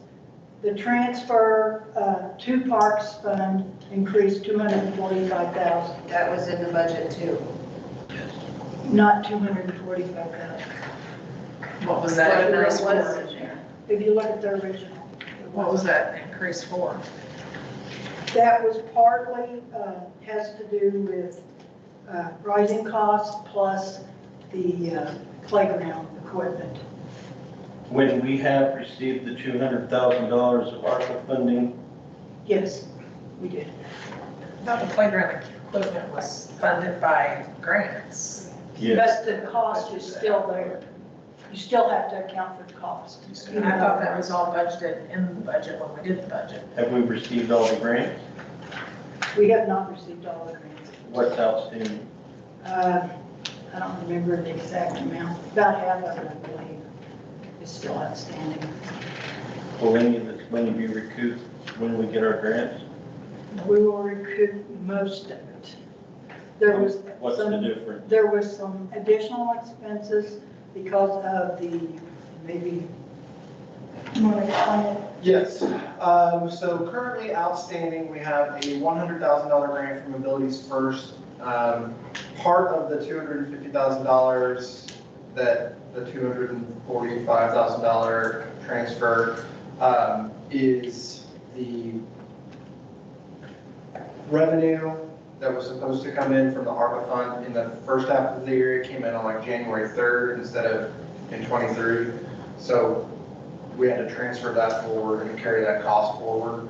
Part of it is that the cost of the playground, when we had to have additional rock trucked in, we incurred another $20,000 cost, which was unbudgeted for. It was not planned expense.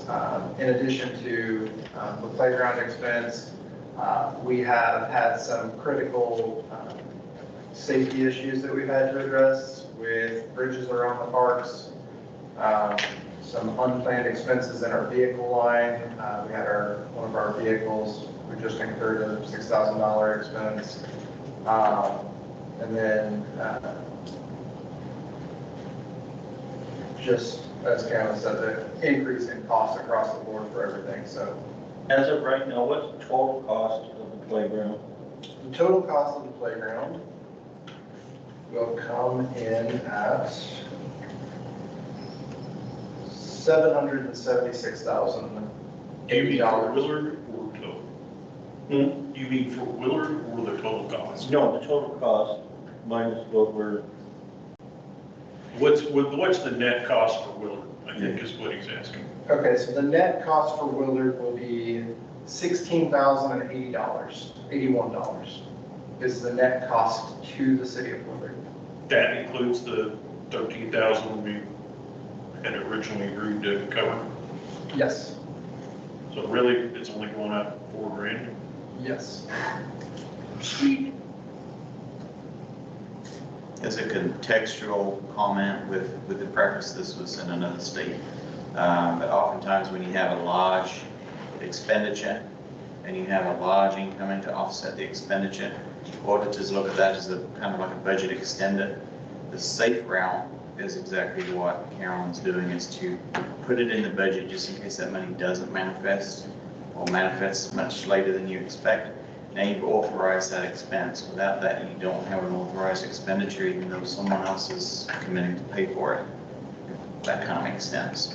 So even though it's a kind of a higher cost on the front end that was budgeted in some way and we've anticipated the funds, this is the safer route to an audit-friendly review. It's just that you can approve that expense in front end. But in the past, we've been told that money doesn't come back to the general fund, because once we loan it to parks, it just stays in parks. Well, again, that's something I'll probably dig into over time, but generally speaking, you're extending your budget through the receipt of a grant under a third-party donation of some description, but you're still having to authorize that expenditure, so that's going to be what's showing up as amendment. So I think there the trick is to remember when the money does come in, remember it's not a windfall. Correct. That we have budgeted the extra expense and now we need to rebudget that extra income backwards. correct? But you just truly use it at that point as a budget extended ago, you know, we could take it 245,000 from here, now we can put it back where it came from.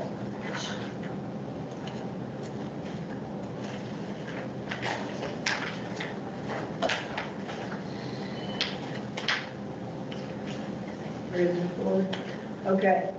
Because of all of these different increases, that's why the transfer was raised to 99,000, or the reserves used was raised to 99,000.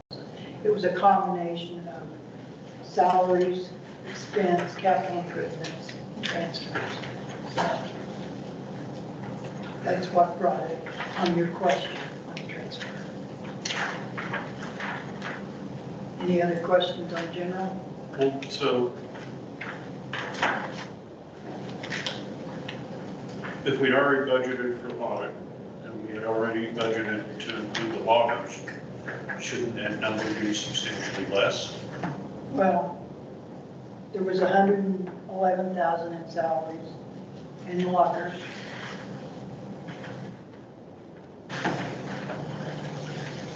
Services, 55,000. We allowed for that in this year's budget, did we not? Increase to parks was 245,000. Transfer to parks. You're saying we had, back on salaries, because of loggers, we had 111,000 increase that we had not planned on? Right, because our original price or cost salary for a city administrator or a public works. So it's not the loggers increase, It's a combination. All of it. All of it together. Okay. No, it's not just the loggers. There's a combination. So did the loggers go up more than we planned? No. Did this- Because we were given the numbers, which I gave to you prior to the vote. And we were talking about what it would cost. And how much more did we allow for the state audit than we originally budgeted for? We allowed $100,000 is what we did. There, I guess you're right. If the original 100,000 was in there, there was an additional $800 added to it because Tyler had some issues with printing W-2s, and in order for us to get them out, we had to have help from the auditor in order to get them out on time.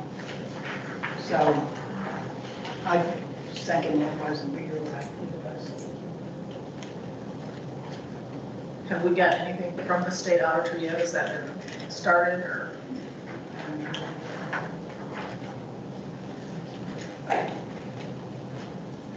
Okay, thank you. Any other questions on general? Okay, we'll go on to law enforcement. Okay. Revenue for law enforcement increased, and this goes back to the sale of the vehicles that that we replaced.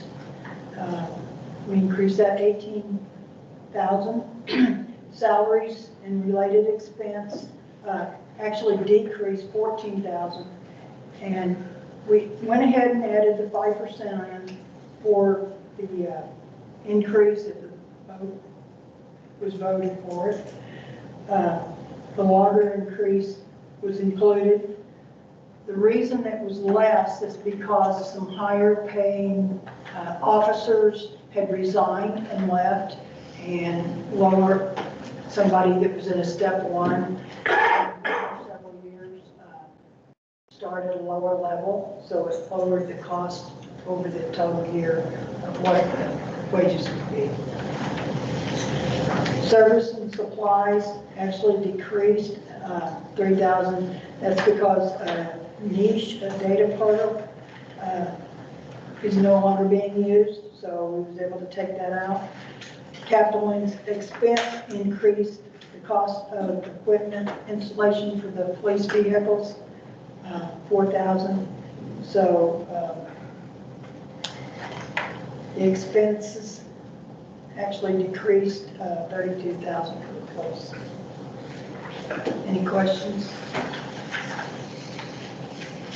not, we'll go to court. On court, the revenue decreased 65,000. Traffic fines have decreased in the court, so it's decreased about 50,000. Salaries and related expense increased 2,000. That goes back to the water. And then services and supplies and office supplies, equipment increased slightly with the increase on just purchasing office supplies and purchases supplies and other items. The capital expense, there was no change. Net revenue over expenses, loss over revenue increased 67,000 as a result of the decrease in revenue and a slight increase in expenses. Any questions? Okay, we'll go to streets. The street department, there was no change in the revenue. Salary-related expense decreased. The reason behind that is because one person was not replaced. They were put in sewer department. So that lowered the cost for the street cost on salaries. Service and supplies increased 6,800, and that's equipment, software cost. What we've run in across the board on all departments is dues and subscriptions have increased. Software renewals have increased. Like I said, office supplies, any supplies, So everything's. these projected amounts in our budget that we approved were all incorrect? I thought that we budgeted for higher dues and subscriptions. We did budget for higher, but they are higher than we budgeted. When we calculate those projections, what kind of a formula are we using to calculate that? We usually do a percentage. A lot of the time, dues will go along the same for several years, and then, actually, this year is, out of all the years I've done the budget, I've seen more increases across the board than I have any other year. So how does this year going, this change right here will affect the percentage for next year's budget?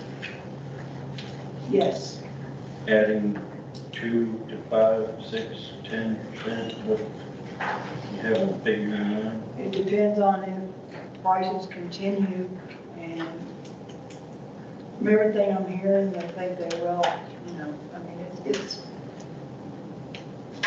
it's like you don't have a crystal ball, you don't know what it's going to do. From everything I'm hearing, yes, prices will continue to increase, at least for another year or two. That's what I'm being told. When we went to the conference, we had a gentleman that talked about, you know, economics and inflation and what's affecting everything, and that was what he said. Everything would increase. Probably for another year. Capital expense increased 50,000. On the capital expense, what happened was last year we thought buildings for public works would be completed, but they wasn't. At the time we did the budget, we didn't know that. So they spent about half of it. The rest of it to finish it has been added to the budget so they can finish the public works buildings. The net revenue over expenses, the loss over revenue increased $2,000 overall for streets. Are there any questions? Yeah, so the final amended budget for 2023 only reflected about $150,000 spent on the public works building. Yes, but this is for the 2024 budget. We did it earlier, and we didn't know that it would be finished at that time. Right. Point, I understand. So our 2023 amended budget only shows $150,000 roughly for public works. Okay. Right. Because it was not finished. It may have, hold on just a second.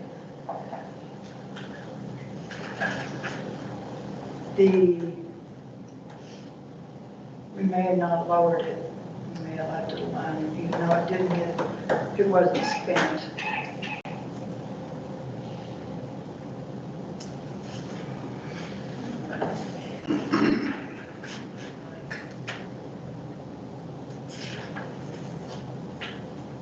Yeah, it was lowered.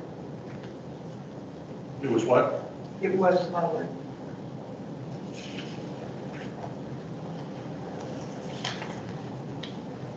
Are there any other questions? Okay. Planning and economic development, was separated into two different departments, but I put the information into one, even though it's, because we do not have a economic department except for certain expenses. We have continued to put in those departments. There's no change on revenue, even though we've had a lot of building and there's permits, building permits have increased in general. The cost on water and sewer, you'll see when I get to them, has increased because of the permit fees. The only time planning gets fees is like adjustments and different items like that. It's not on the regular permits.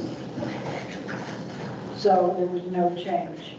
Salaries increased 32,000.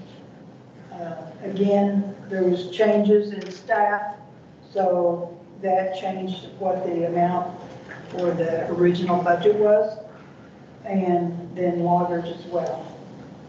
As far as services and supplies, it increased 10,000. Professional fees were reduced 25,000, and was replaced into contract labor. So it didn't really lower the total bottom line.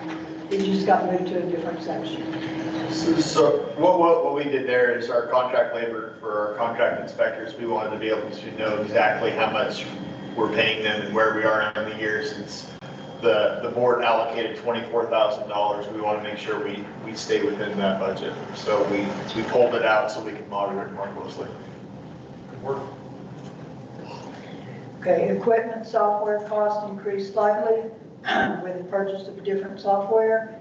And then the lease for the vehicle, planning is using it more than any other department, so we rearranged some of the expenses on that. We took it out of the general department.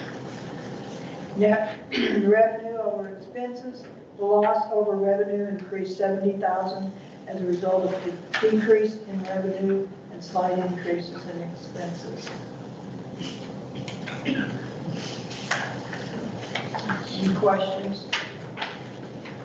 Mike, is that new software, is that going to allow you to do your permits and stuff online, or is that going to be an additional? No, that's not additional. It's addressed with this. Okay. So there shouldn't be any additional fees regarding on paperless. The general fund emergency management department, there was no changes at all. To give you an idea, the general fund summary, the original budget ending fund balance was $4,498,000.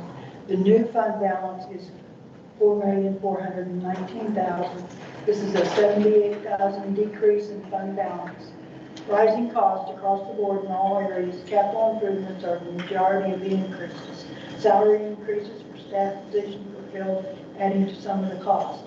Audit and election costs and another component in the overall increase.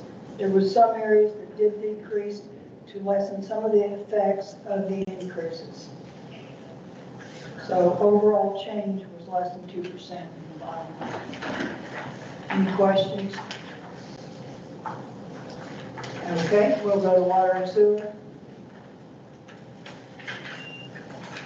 The revenue increase for The water department, meter installation increased because of increased development in the city. Raised significantly, so increased at 65,000. Grant revenue had a small increase, and water services projects slight increase on residential and commercial income. Transfer from reserves increased 71,000. Additional capital improvements were added to the budget, public works building and additional water meters with the added construction and higher costs of supplies. Salary and related expense increased 5,900. 100% city funded loggers is part of the reason for the increase. Services and supplies increased 16,800. Again, professional fees increased in the uniform expenses. The addition of the IMGIS software and additional cost for the rate study of 11,300. Equipment rental increased with the new printer copier lease and additional rental needed for various projects that the Public Works had.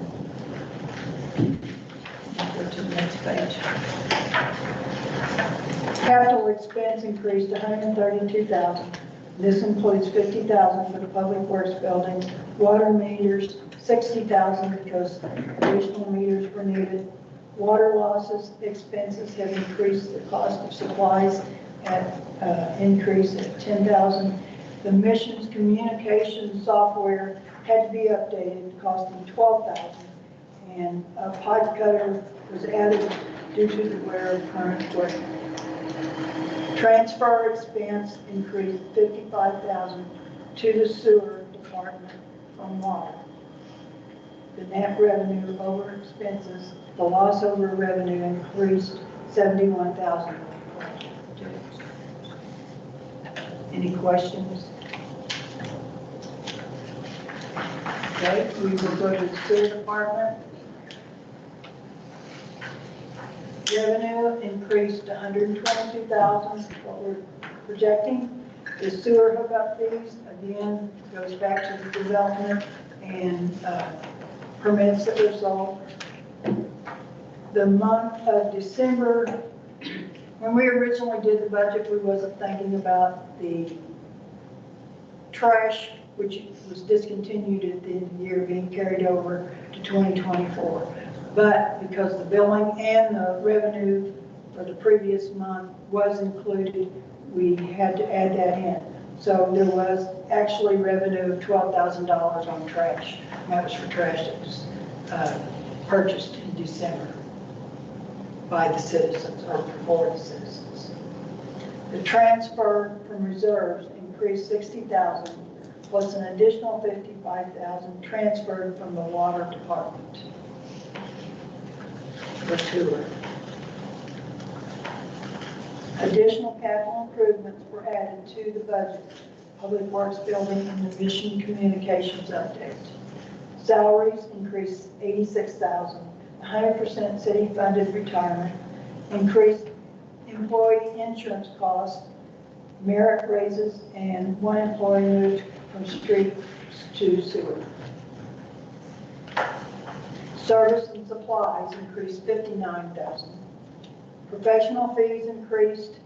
Uniform expenses, so the Public Works could have uniforms. The software, the same as as in the law. Additional rate study of another 11. It was broken down to split between the sewer and the water. Cost for citizen trash, which was 23,000. Property easement acquisition moved from capital improvements to an account called property easement. It was in the budget, it just got moved to a different. Equipment rental increases with the new printer lease and additional rental of equipment that they needed to do certain projects that they didn't have. Capital. Was there any questions on that? Okay. Capital expense increased 42,000. Again, the Public Works Building, Mission Communications, property easement, was removed. And net revenue over expenses, the loss over revenue increased 65,000. The revenue over expenses reduced 10,000 plus an additional 55,000 was transferred from water department. Any questions? The original 2024 budget projected ending fund balance was $967,927. But with the increase in actual ending fund balance for 2023, the amended 2024 water and sewer balance is projected to be $2,025,000. With several ongoing project timelines, with several ongoing project timelines that can change. The actual difference between ending funding balance with the projects not included is over 20,000 more funds used than previously projected.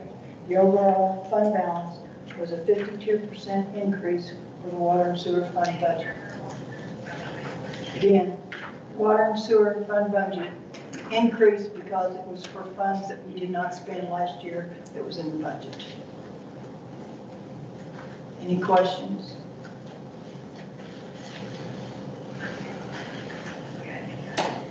Okay, you want to go on to parks? Revenue figured increased 18,000. Interest income is projected to be 15,000 more. Again, parks fees because of building permits. The parks receives a portion of the building permit. That increased revenue. The transfer from reserves increased to 245,000, a result of rising capital improvements, services, supplies, expenses, and staff costs. The addition of the park maintenance building, which was in last year's budget, we did not transfer to this, so it got added in. Part of the reason we went ahead and put it in is because of the cost to rent the boxes they use to store equipment is a considerable amount and something that needs to be looked at probably farther.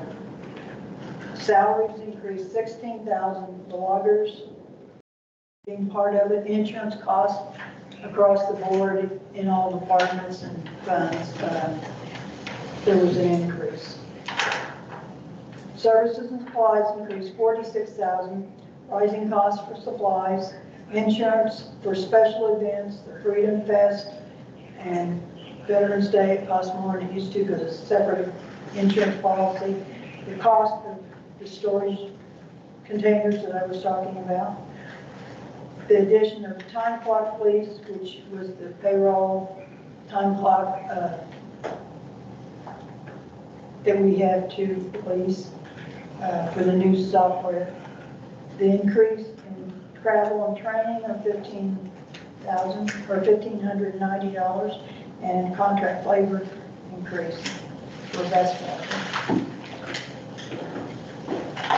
Capital expenses, any questions on that? So it was a net increase on the time clock lease. I mean, we're getting rid of a couple, right? Right. Actually, it's going to be cheaper than what we have. But it's shown as an increase. Well, there's a one-time charge that we had to get it set up. It'll be cheaper. Capital expense increased $2,001 or 100,000. Sewer grinder pump was 7,000. The ball field resurfacing 4,000. Parks maintenance building we added in for the 100. Additional cost for Jackson Street Park and additional installing of the Miller Playground. And actually saved on the mower this last 3,500. The net revenue over expenses, the loss over revenue increased 245,000. Even though the loss seems large, this includes 100,000 for the maintenance building, but never was carried over from 2024. Playground equipment for Jackson Miller Parks and the rising costs for supplies. Next page.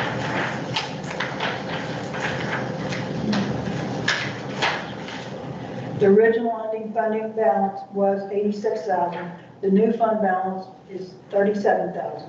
This is a 48,000 decrease in the fund balance. Rising costs across the board in all departments are the major in capital improvements and supplies is the majority of the increases. The overall fund balance was a 56% decrease from the parks. Are there any questions?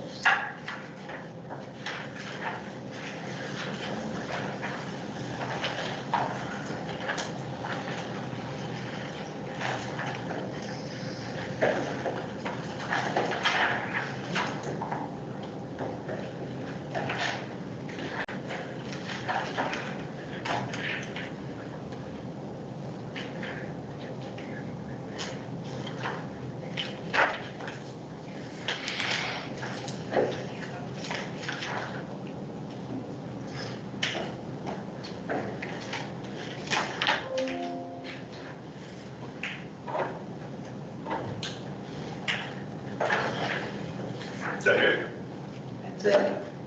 And this page right here, 18, is the amended budget. Do we have a copy of the budget that we've already approved?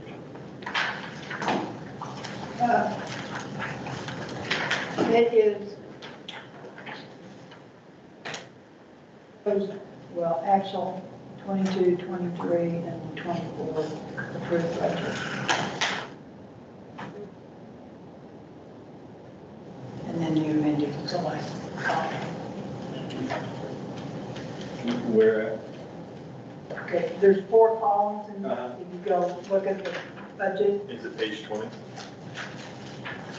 page 20, Oh, well, it has each department goes through, shows, no, I'm looking for the budget on the same sheet as on page 18 that we've currently got. on page 18. Yeah, where's the copy that we've got in force right now? Oh, the summary budget? Yeah, the current budget in this format. Oh, no, it is not in there. Okay, can we see that? Is that on the bed? I can get it. I don't have it. I can Is set that in that. that folder? Pardon? Is that in the folder? Where it be in the original budget. Yeah, it's in the folder. Go back to,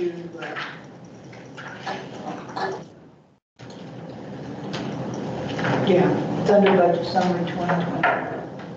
If you look at the spreadsheet.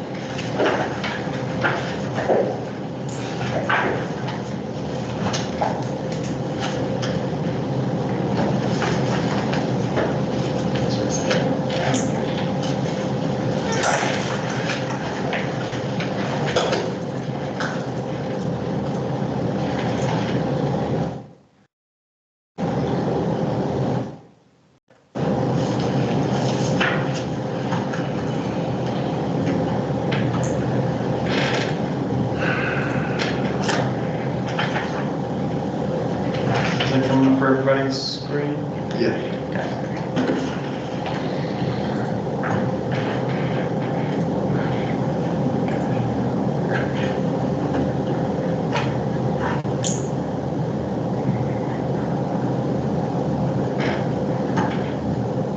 Squeeze it on the screen.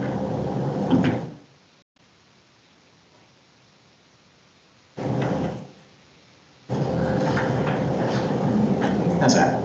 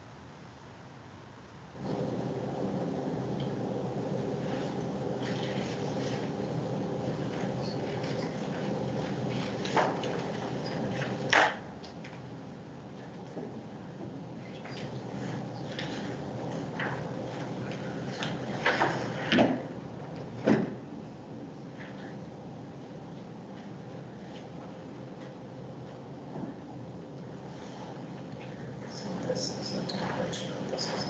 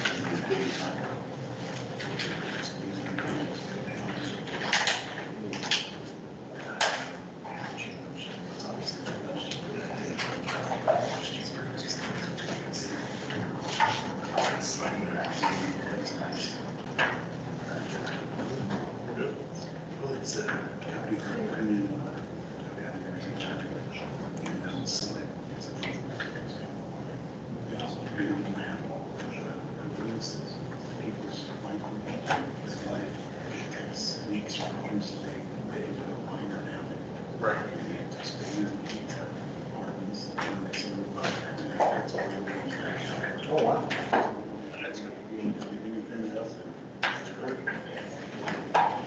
Use of equipment. 5 years ago, that was $60,000 or $70,000. Huge wire, just control. So they can go in, get the lights on the glass. It's like glass, and just go in the line, and that's the residential. Now, I know it's way cheaper than the line, but I don't know how cheap. Right. They make it sound good. But it's supposed to change in 9 years to your mind.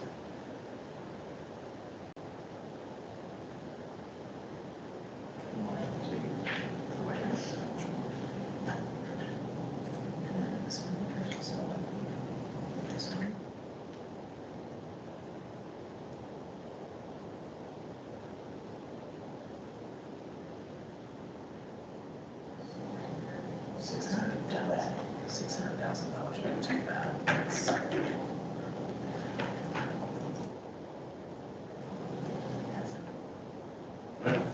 not fair. Calculations.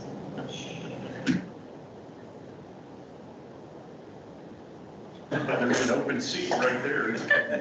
Walking around. I'm gonna take Carol's seat. I'm just looking at the net difference between what we had originally approved and what is amended. It looks like we're about $600,000 in the hole from what we originally approved. We're over here having to do our own calculations. I was using my phone calculator. See it on the screen. You can see it on the screen. How much did you see, good? You want to put it back? Approximately 600,000.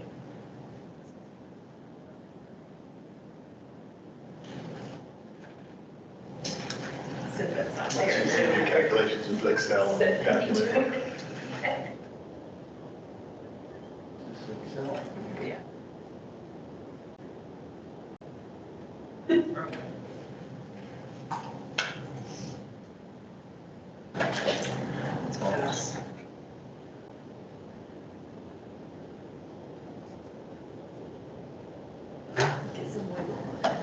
can't highlight it, but it's this number right here. 630, 933, 79.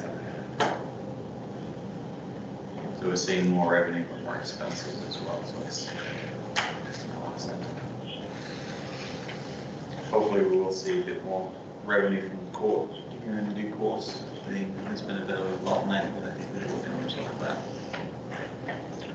On this summary sheet, the beginning balances changed from when we did the original 2024, because we were projecting what we would end up with.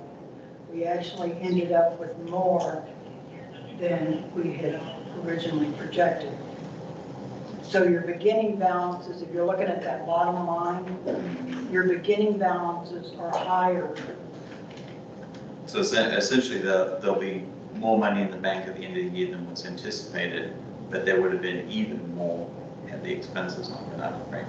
That's essentially the story we're telling. If we would have spent the money, it would have been less, but because we didn't increase the ending balance. So our beginning balance. A wash choice. I mean, we've ended last year with more, so we've had a better start than we thought we would have, but we have less revenue, or more revenue, but more expenses as well. So even though we're ending better, we're not ending as better as we could have done. Correct. Right? Yeah.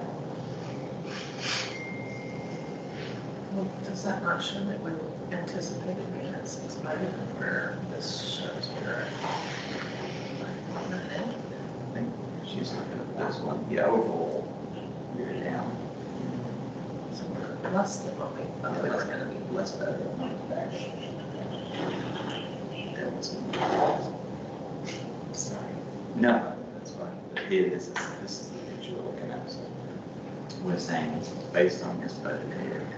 We were thinking it would come in here. But based on the amended budget, we're actually thinking. Scott? Where are you at? You good? You good? Oh, I don't know, it's a lot to take a moment now. As well. Does this show the adjustment?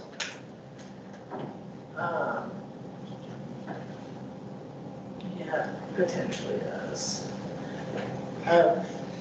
The water and sewer budget were projected out with the increase to begin January 1, but it did not increase at that time, but it looks like that's been adjusted. More revenue on these lines. But originally, if I remember correctly, it was in the original budget, the increase. So It still is. It's still there. So we didn't adjust that even though we knew we got 3 months that we don't have revenue for? We didn't adjust it because we are going to begin rate increases that are probably going to be higher than the 10%. At this time, I don't have any way. I mean, you can only budget the 10% because, we're not going in a rate increase until we get a rate study back, and when is that gonna be? The safe bet in public funding is to budget very conservative on the revenue side. So if you're not making a huge adjustment, that's probably the safe bet until we get closer. But the revenue increase is in there. There is a revenue increase on the amended version here by But originally, the about 200,000 revenue on the on, upside. originally the revenue on the water and sewer was budgeted to go into effect January 1. That It is correct. didn't happen until, when did rate increase go into effect? May? Yep, last month. So we know we have 4 months of 10% we're not gonna get. We don't know when rate study is coming in. They have it projected next month. Is it projected next month? We just need to follow up with him, but that's what he was projecting when he started. And I've reached out to him, contact, but you're seeing 400,000 on the up for revenue for water and sewer combined. You know, from 5327 to 5718, so very close to 400,000 positive. But what I'm saying is we originally budgeted, so that should really, this shouldn't be going. We in this 5327, the 10% increase was included in the original budget. Yes, it was. And that was roughly $30,000 a month, as I recall. And we had at least 4 months that we didn't have an increase, but we went up to $400,000 in revenue, so that I'm doesn't assuming make you're basing that sense. on actual, right? Is that gonna be based with some actual on that? It's based on the actual amounts that we've received. We got a lot of construction added. People I using. mean, that's water, a, and it that's a depends on- positive. We've seen more income. It's always best to budget on the conservative side of revenue so you're not spending money that ultimately doesn't show up. So basing it on the actual that we received so far is a wise approach. Will we see more by the end of the year? If you look at that trend, probably. That probably doesn't necessarily look as safe for. If it would have been significantly lower, I would have lowered it, sort of like the court cost revenue.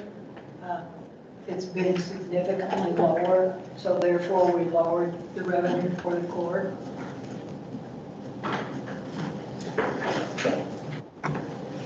We need to get a prosecutor in there, come on.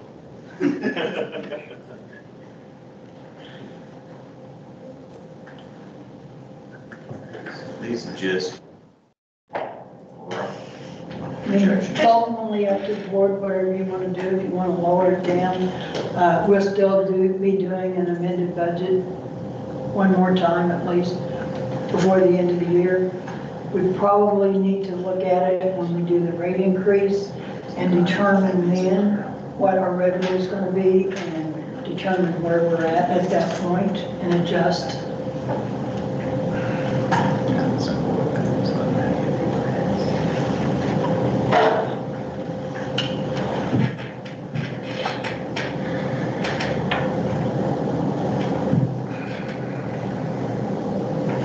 What do you want to do?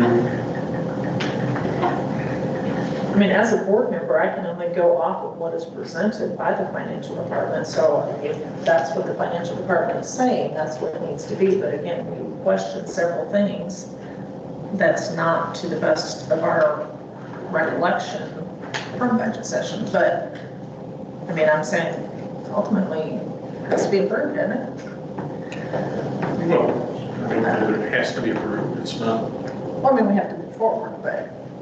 Since it's an I'm just- amendment, and again, I'm always preface this with, it might fall at home, but I think you would have money on hand to continue to spend within our authorized budget. So if the board wanted to mull this over for a little bit and come back at the next session with more questions, or maybe present some additional questions we can research ahead of the meeting. Maybe fire off some questions via email to. Yeah, I think the trick is we're not going to run out of money overnight if we don't approve this. So That's what I'm saying. to give you guys comfort to research and shoot us those questions, I think we can table it for a couple of weeks. Right, Carolyn? I mean, we're not on any urgent need to clear this. This is supposed to kind of tell a story. Agreed. The story doesn't seem to flow like I thought it would. And I think that's kind of what we're going to do. And so I would say collect your questions, fire them off to Wes and Carolyn, and let them parse out some answers, get back to us, and bring it back in the next meeting. Yeah, and to prevent the risk of creating a serial meeting, you guys would need to initiate that email to me if I reach out and then accidentally reply, oh, we have problems. Each alder would need to let us know.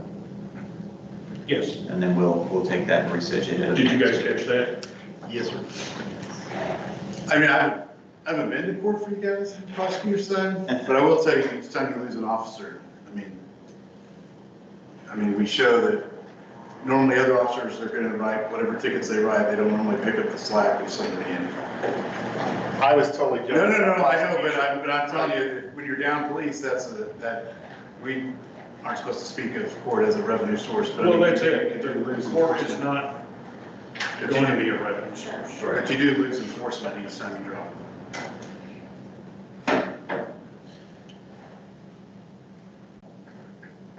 Sounds like a game. So you want to table this until until the next meeting.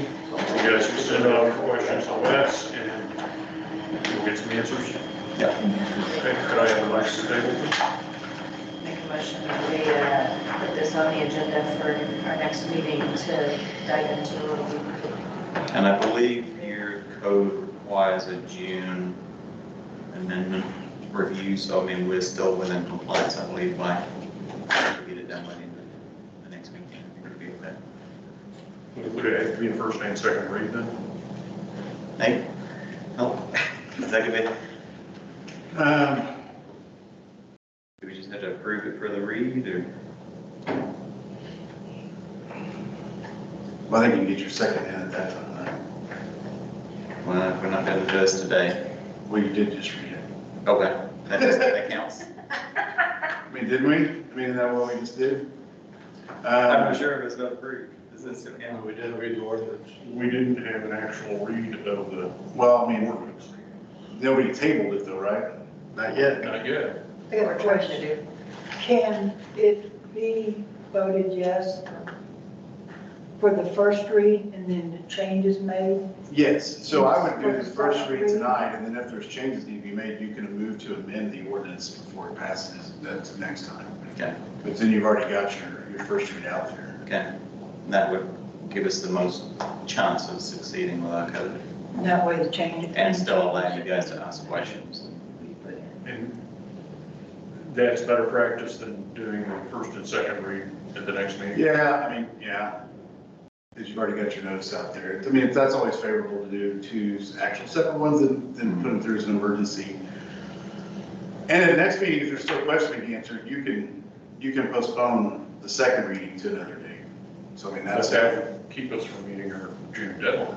well, What happens then? What happens if we don't make it? You'd be in violation of your own code. Which we're allowed to do. yeah, you're fine. We find the mayor personally. And that'll be at the end of June, I'm fine with that. I mean, I haven't read the code on that part. I mean, probably either says you continue to operate on the current budget as unamended. At that point, I mean, we're still operating. why do we need to approve it tonight? Usually, in my experience, most municipalities amend as they need to, not on a strict deadline. As long as they do it by the end of the fiscal year, you're typically in compliance with the board regulations. So, I mean, I question whether it's required to do it. It's probably more of a good practice. It just needs to be amended by the time your year's over. But you also don't want to get it too big and then not so amended. But I think best practice is you read the first read tonight, and then if it needs to be amended or you guys don't like what's been proposed next time, then you can make motions to amend next time. You comfortable with that? It doesn't change anything, it changes, I mean, As long as everybody gets their concerns or questions to us, we can make any adjustments that need to be made so that next time, hopefully, it'll be everybody's pleasing. And I've imposed a very strict deadline for getting things to the agenda, so it would help us if you could get this quicker, so that we can make Janice a very happy clerk. Just if you're able to, that would be appreciated. Give us more time to research and get it back to you guys. So did you make a motion to table? And has it died because nobody seconded it? Apparently so, yes. Okay. Just want to make sure. So could we have that first read, please? An ordinance to amend the 2024 budget.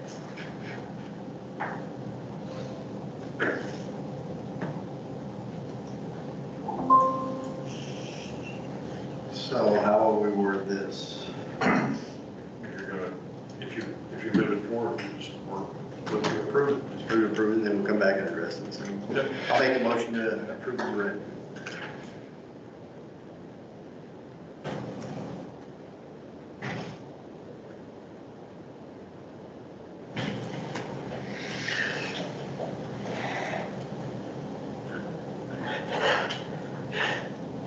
I am not hearing a second. So. Without a second, that is going to die.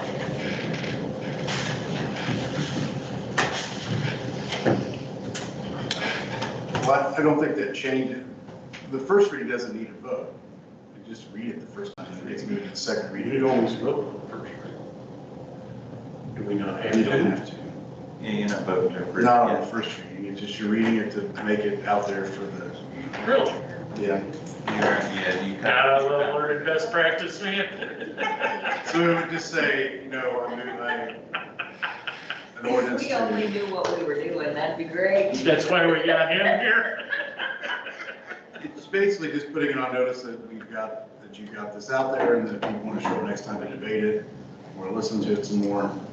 I don't know if you probably aren't gonna go through it all over again next time. I think you've had the first reading. So we don't have to vote to approve the first reading. No. And so we've got a motion to approve it that died, so we're good. I think your clerk just says first reading, reads the heading and you go on. Okay, all right.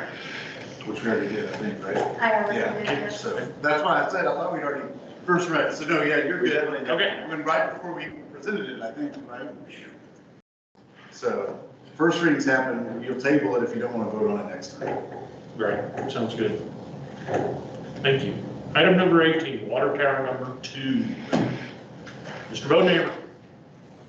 Call to bring you up to date on some of the investigation and discussion we're having internally about, and technically it's water tower number 3 in the Meadows, which is a typo.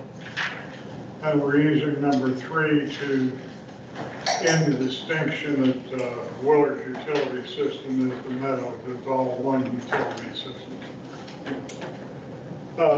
We had Genemic come down and run a coating adhesion examination on that tower on the exterior. The results are not good.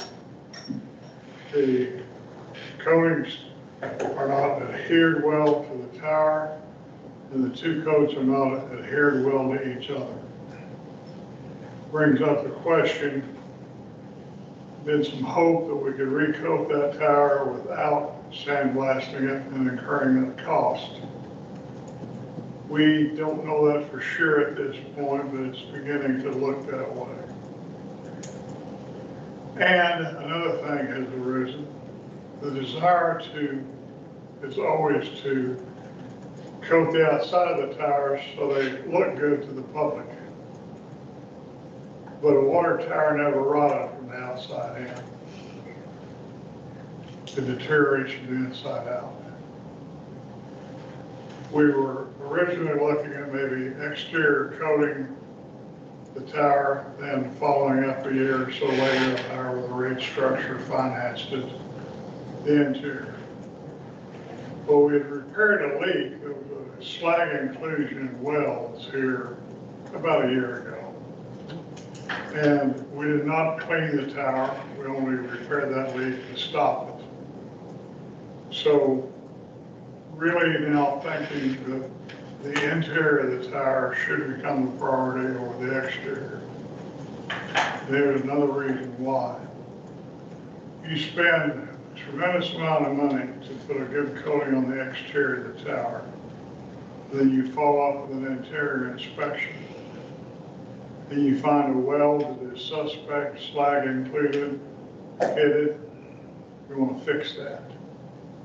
But when you re-well that well, you'll put a burn mark in the exterior coating you just put on. Then what do? Come back and try to patch it. So this is some things that are being discussed along that line. We will be meeting with Genemic, a well-known utility contractor, as soon as Justin can set up the time to discuss these, which first, which second, to discuss the adhesion issues with the exterior coating of this tower. Now, how you go about this and how fast you do it, along with the interior and exteriors of tower number 2 on the school tower, It's going to depend on how your rate study guy puts together that cost and how that cost is going to affect the rates, and if there's a method to smooth that out or not, because it can yo-yo big time. So get a handle here on the cost, a little handle on what is the best approach, and then probably put the thing out for bid and see what kind of money we're actually talking about. We can sit here and estimate all day long, but Carolyn has sit here and testified this year has been an inflationary year. You can't gamble on anything. And that applies to this type of work also. So I just wanted to tell you that, keep in mind that keep you informed, and we're not ignoring that situation. We're trying to do a methodical, cost-effective approach to it. As you guys meet, would there be enough information to spec out a bid? Pardon? As you guys start to meet, will there be enough information to spec out a bid? Yeah. Already got bid package started. And of course, it'll be prevailing wage and all the performance bonds, bid bonds, et cetera, but this level of project will need. And once we get a method where we actually put the specification to the work to be performed, then we should have something we can put on the street, see what response we get. Great. So Steve, I have a question. Approximately 2 years ago, when I was sitting here as a citizen, I believe, I don't know the water tower numbers, but I believe that we were told at that time that we had the other 2 water towers that had been pitted on the inside, and I question, is our water safe?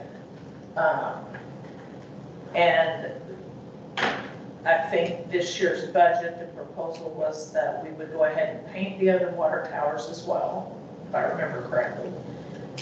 Does that same instance not happen when we know that the inside of the other water towers are pitted? We're gonna paint the outside, but if we have to fix it, we've wasted our paint money? For what, at this instant in time, Joyce, that's a true statement. The most reasonable thing to do is take care of the inside first. Just what you said. One, deterioration from the inside out. 2, DNR is very interested in your interior surface of your tower. At some point, they may schedule a drainage and an inspection. So you want to have those in good shape. You want to provide a clean product to your customers and put that emphasis in early on. If you use a good system and properly apply it, you can expect 15 to 20 years of an internal coating if you put the good stuff on it and your applicator knows what he's doing and you stay on it.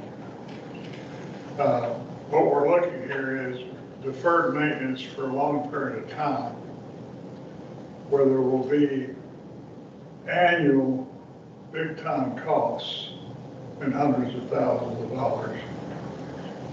But the job is done correctly, then you'll have a void for a decade before you have to repeat. Put your pennies back in bank.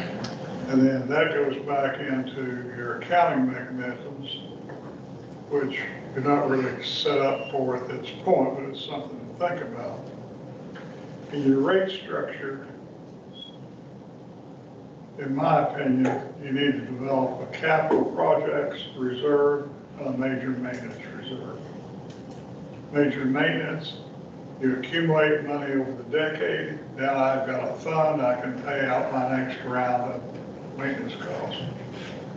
In capital reserve, you set a target to accumulate money in capital. So when an opportunity of match funding comes along, you got the 20% to match it. Nothing worse to say, I've got this grant but I can't cough out 20% because I haven't planned for it. So that's something I'll be interested in talking to your rate guy about. So I guess my question is, I don't think the other water towers have been painted or scheduled to paint, even though we budgeted for that. Is that something we need to revisit, that might not be the best option, even though we questioned that at the time? Well, we're going to convey some information to the rate guy. And Carol and I kind of went over it this afternoon. This is for him to think and plug in. Internal coating of Tower 3 in the Meadows Tower in 25. The external coating, or pardon me, the internal coating of Tower 2, the school tower, in 26. The external of the Meadows number 3 in 27. And then the exterior number 2 in 28. Now, those dates are not dates certain because you got to look at the cost and you can't yo-yo your rates. You got to calculate a rate and that may show some of the stuff down the line. And also in your rate structure, we'll put together a escalation feature over some number of years, 5 years or whatever you pick, where you vote on a set of rates and these are the rates for the next 5 years unless amended. To know that you've got funding resources coming your way to handle these projects. In the past, it's kind of been, well, let's make a budget, an amount for something, and then it kind of gets kicked down the road, lost. Well, we don't really feel bad with revenue, and I'm not pointing fingers at anybody. It happens to every little town around here. It's a hard thing to do. But I think if you got the rate study and you got this major maintenance incorporated in the rate study, it's just some placeholders. Say, I've got some targets here I got to meet. Yeah, so and I guess what I'm asking is, we had in the budget this year to paint the towers that. In 23 or 24? In 24. To paint the Meadows Tower. We were going to paint 2 of the towers. 2, it was just the Meadows Tower. I thought we were painting 2 towers. Yeah, after we talked. I think what a, 112,000. I think what a smart move would be if that It's money's not budgeted is to put it into a separate fund for capital so that we've budgeted, we haven't spent it, let's put it up because we know we're gonna need it. And then we can pull it out of capital reserve at some point in the future, know that money's there, or from a maintenance fund.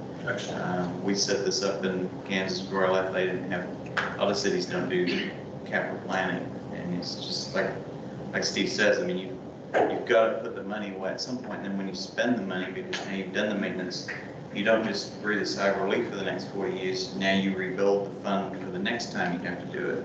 Because like Steve says, if you don't take care of stuff, I mean, that's a lot of my cities wind up in infrastructure problems. And it's not unique to Willard or Missouri, it's nationwide. You look at Flint, Michigan as a case example of deferred maintenance gone terribly wrong. So I think, you know, he's speaking solid truth, and I think we take that budgeted money, put it up there, we're just that much closer to where we need to be when the time comes. And then it can still be baked into the rate study as well as a withdrawal from our capital reserve to do exactly what we want to do. George, to address your question, I was looking there with Carolyn, but we budgeted Meadows Water Tower exterior $115,000 for this year for 24. That is kind of based on some loose estimates.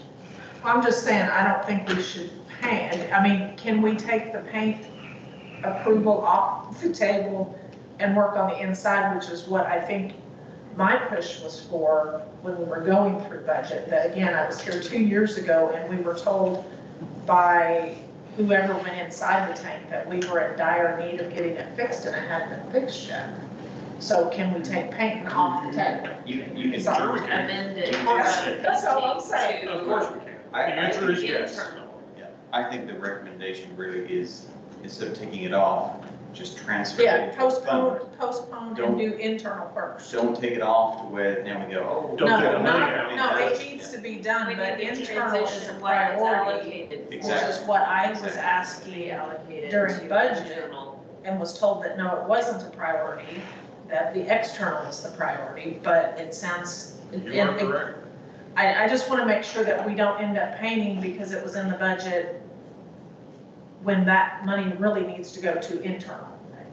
Right now, along your line of thinking, we're looking at internal, the meadows and the school towers, back to back in whatever years we can finance, and this is still a little unknown where the rate structure is going to come. On the internal, you're looking at the quality of the steel, you're looking at the welds, make whatever repairs you gotta make, and then you sandblast and put the zinc-rich primer on it, and then you put an epoxy, or the epoxy coatings, 2 coats of the epoxy coating to the ball. So when you're done, you've got a tower with an epoxy finish on the inside. That's your clean tower. And then every 5 years or so, you should drain that tower, wash it out, look at your coating, and nothing else but get the gunk out of it. If you ever had the privilege of going in a water tower, it's not what you think it is. Because things settle out. Chemically, physically, they settle out. So that's where we're leaning right now. It's interior of the 2 towers, get them in shape, and then go to the exteriors. Okay. So you're gonna have to, okay, you don't like the mold on the tower, you don't like the rust streak on the tower, you just gotta live with it until we can hit that point in financing where we can do the exteriors. Like I said, 2 years ago, the presentation to the board that I was at, or approximately 2 years, I don't know exactly when, the gentleman that was presenting, I'm like, I'm not drinking water anymore. I mean, it was, his explanation was like, we're in dire straits, but we didn't have the funds to do anything. Okay, well, That's- we've got a plan now, though, so. There we go. Does anybody else have any other questions regarding this? Thank you, sir. I think since we haven't finished the amended budget process, I would also propose that if Missouri law doesn't prohibit it, we create a capital reserve fund as we amend the budget and turn that money into a transfer Outstanding. and put it over there so there's money in the bank. That'll work. Is the rate study gonna include, capital improvements for the 500,000 gallon vertical storage? It's supposed to. All It right. should include capital improvements for vertical storage. If he's following what was recommended, it would include a well in, quote, downtown, original Willard. I think there's some needs for some standpipes on the perimeters of the system out on the meadows. That's yet to be fully determined. They'll work, and if they're needed, and you gotta look at the cost benefit ratio on those things. But the 2 big costs, the rate structure you're gonna have to look at. He's not gonna use $1 million for a well as an expense. He's gonna look, what's the debt service if you COP $1 million? Well, it'll be $85,000 a year, or whatever the number turns out to be.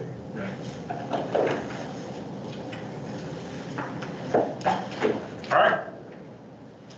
Moving on to item 19, new business.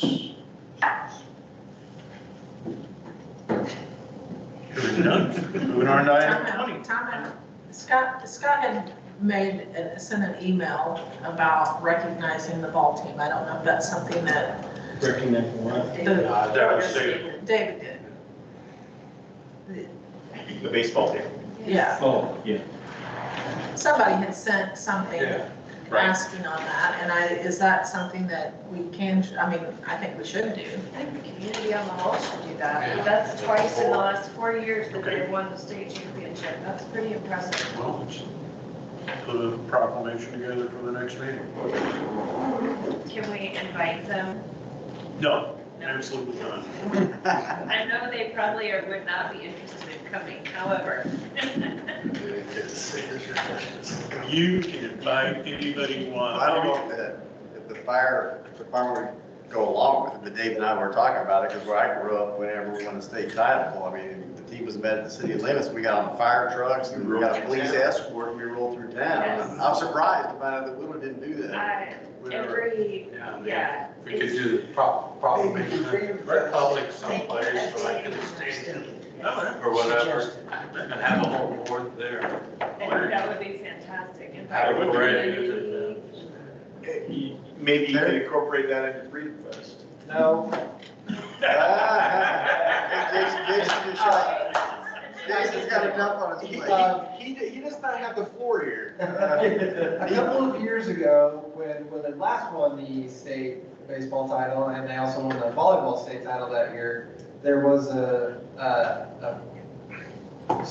mayoral presentation on the stage prior to some of the activities of the day that recognized them for their accomplishment. But there also is a parade at noon, and I think you could probably easily coerce the fire chief to let them ride on a fire truck for the parade.